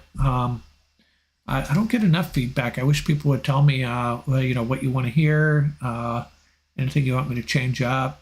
Happy to do that. And by the way, any of you guys out there, if you're not on Reddit, I'm on this Reddit. Reddit Los Angeles Rams community that's really healthy, really active. It's a good place to check out. I try to post there once or twice a week. Yeah, Jimmy, I don't know much about this guy. I'm gonna, as soon as we're done here, I'm gonna read up on Avila, Young, and whoever we pick here in a second, unless we make another trade. Very possible. Hopefully they don't trade out of the third round so we can see a second pick here, second pick of the night. But I'll take your word for it. So you like Isaiah McGuire, another edge rusher?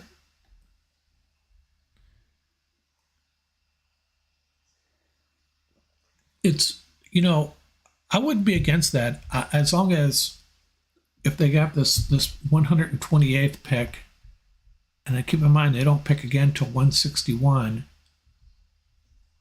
If they can get, so did I say that right?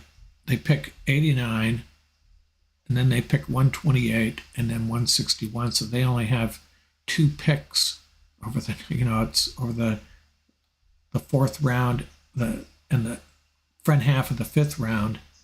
So if they can get 2 cornerbacks at 128 and 161, because they might need to, or a cornerback at 128 and 167, but that might not be a bad strategy because there are the cornerbacks. There are lots of good cornerbacks still on this board.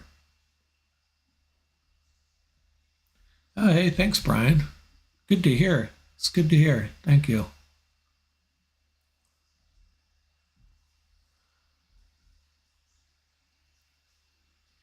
So I'm thinking cornerback, but they could go edge, tight end.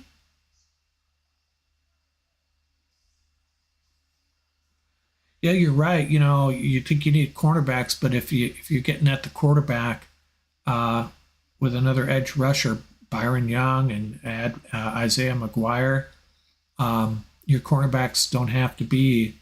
You don't need Jalen Ramsey and guys like that on the back end necessarily if you're getting pressure on the quarterback. I wish we could figure out a way to, it seems like we never get to the 49er quarterbacks no matter what we do, except for the NFC Championship game. Other than that, Ringo's still there. He's Mel's top 5. Adebawore, I don't know if that's a big need, a true defensive end, but he's a good one too. But, I don't know what we got to do to get after the 49er quarterbacks. Their offense is such a well-oiled machine getting rid of the ball.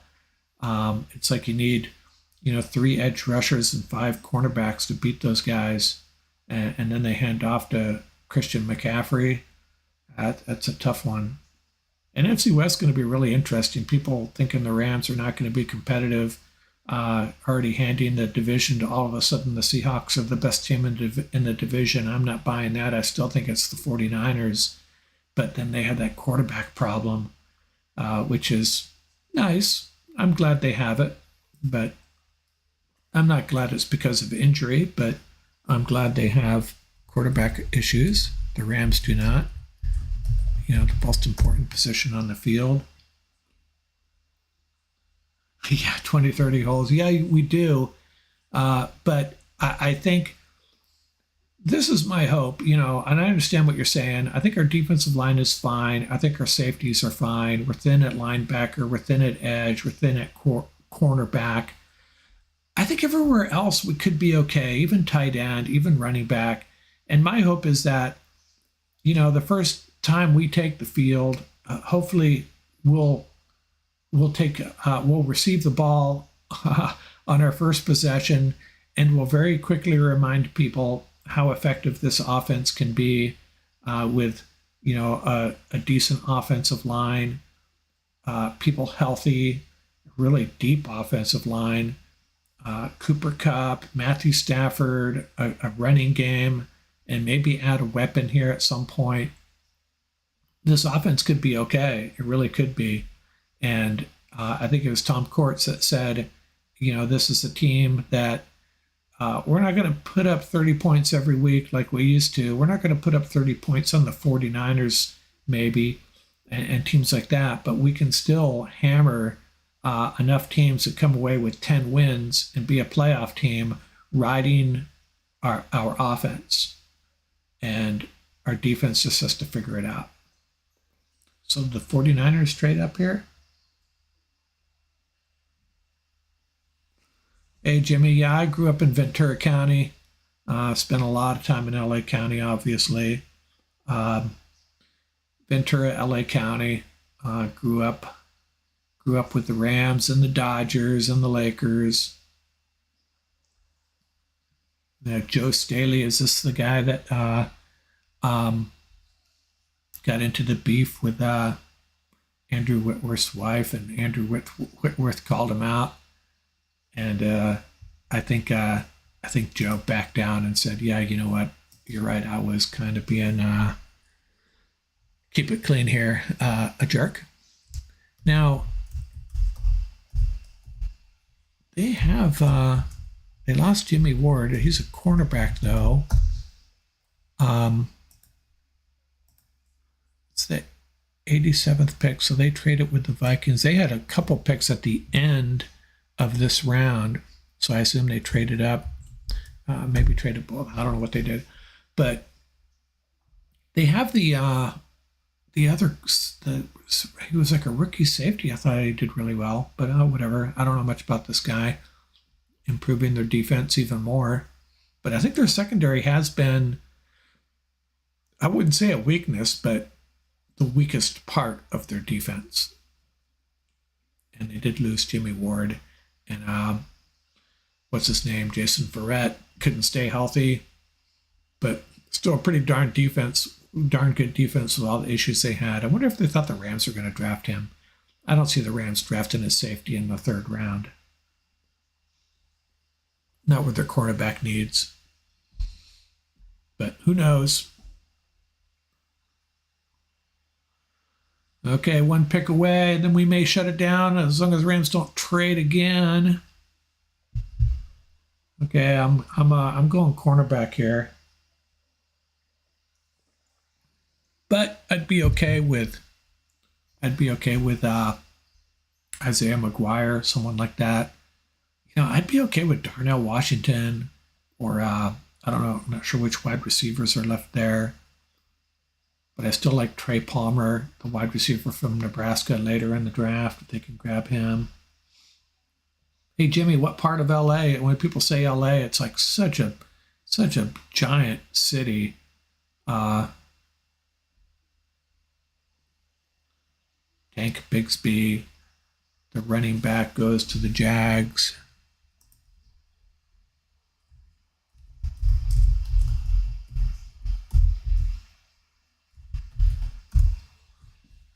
of my first jobs out of high school before I decided to go to college was driving a Ford parts truck all over LA, and I got to know LA pretty darn good. It was before a couple of freeways. I don't think the 710 was even there.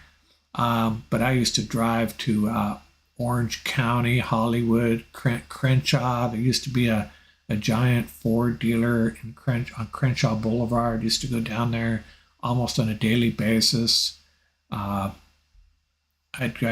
even drove to Oxnard on occasion. I'd be in a Ford truck all day long, driving all over LA. Got to know it really well. I still think I could find my way around most parts of LA pretty easily, but don't really get into LA that much anymore.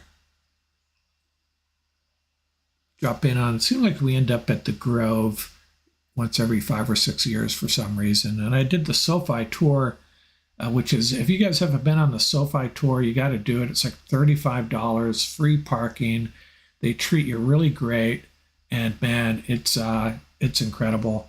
And my son and I were out there kicking field goals. My son nailed like a 35-yarder, throwing touchdown passes in the end zone. We were just kicking around on the 50-yard line and the end zone for a couple hours. We could have stayed there all day. They were super gracious, a lot of fun. You can do the shuttle run. You can run the 40. They have kicking the field goals, obviously. And then they have a basket of balls. Just go do whatever you want to do. If you haven't done that, check it out. You can find it pretty easily. So just search for SoFi Tours. It'll come up. Last time I looked, I think it was $35, and you just roll in there. Like we went on like a Wednesday at like 10 o'clock. Traffic really wasn't an issue. LA traffic's all about the timing, right? Hey, it's a Rams pick, and we went to a commercial. It just never ends.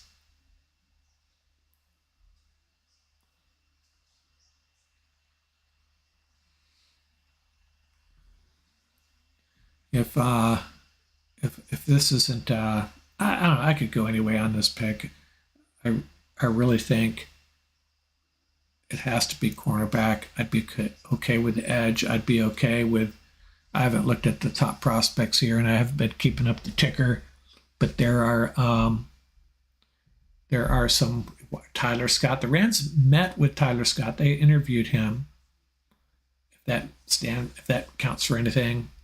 I don't know. Michael Wilson jumped up the draft boards because of his performance at the Senior Bowl, I think. Zach Kuntz, he was a guy that was laying low in the weeds until the combine, and now if you want him, you're going to probably have to draft him pretty quickly. I agree. Defense. Or you just say, we're going to kick everybody's butt with our offense. This is what it looks like when you have 0 picks, right? You got 0 picks. What do? You got 0 picks. The Rams have no picks. Right now, they look like they're going to have 13 picks. That's what no picks looks like. 14 different starters on the offensive line, most by any team in a non-strike season since 1970. I don't know why they have safety up there. I don't agree with that as a need. They're just posting the ESPN needs. I'd be okay with any of those top 4 guys they just showed. Adebawore, Darnell Washington, Keely Ringo, Darius Rush. Not the offensive lineman. Carrington, he has the cornerback Carrington Valentine up there too.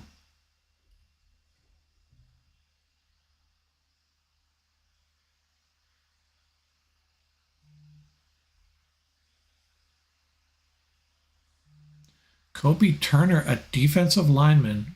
Now that's a surprise. Defense, that's fine. It's defense, but they're just going with the best available player, maybe. See, from Wake Forest. I do remember researching him a little bit.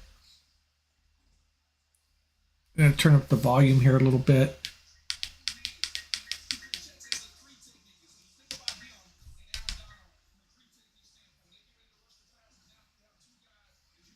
I guess they're going cornerback heavy early tomorrow in the 4th and 5th round. And you know what? I think they got their edge rusher. They got an interior offensive lineman. They got a defensive lineman.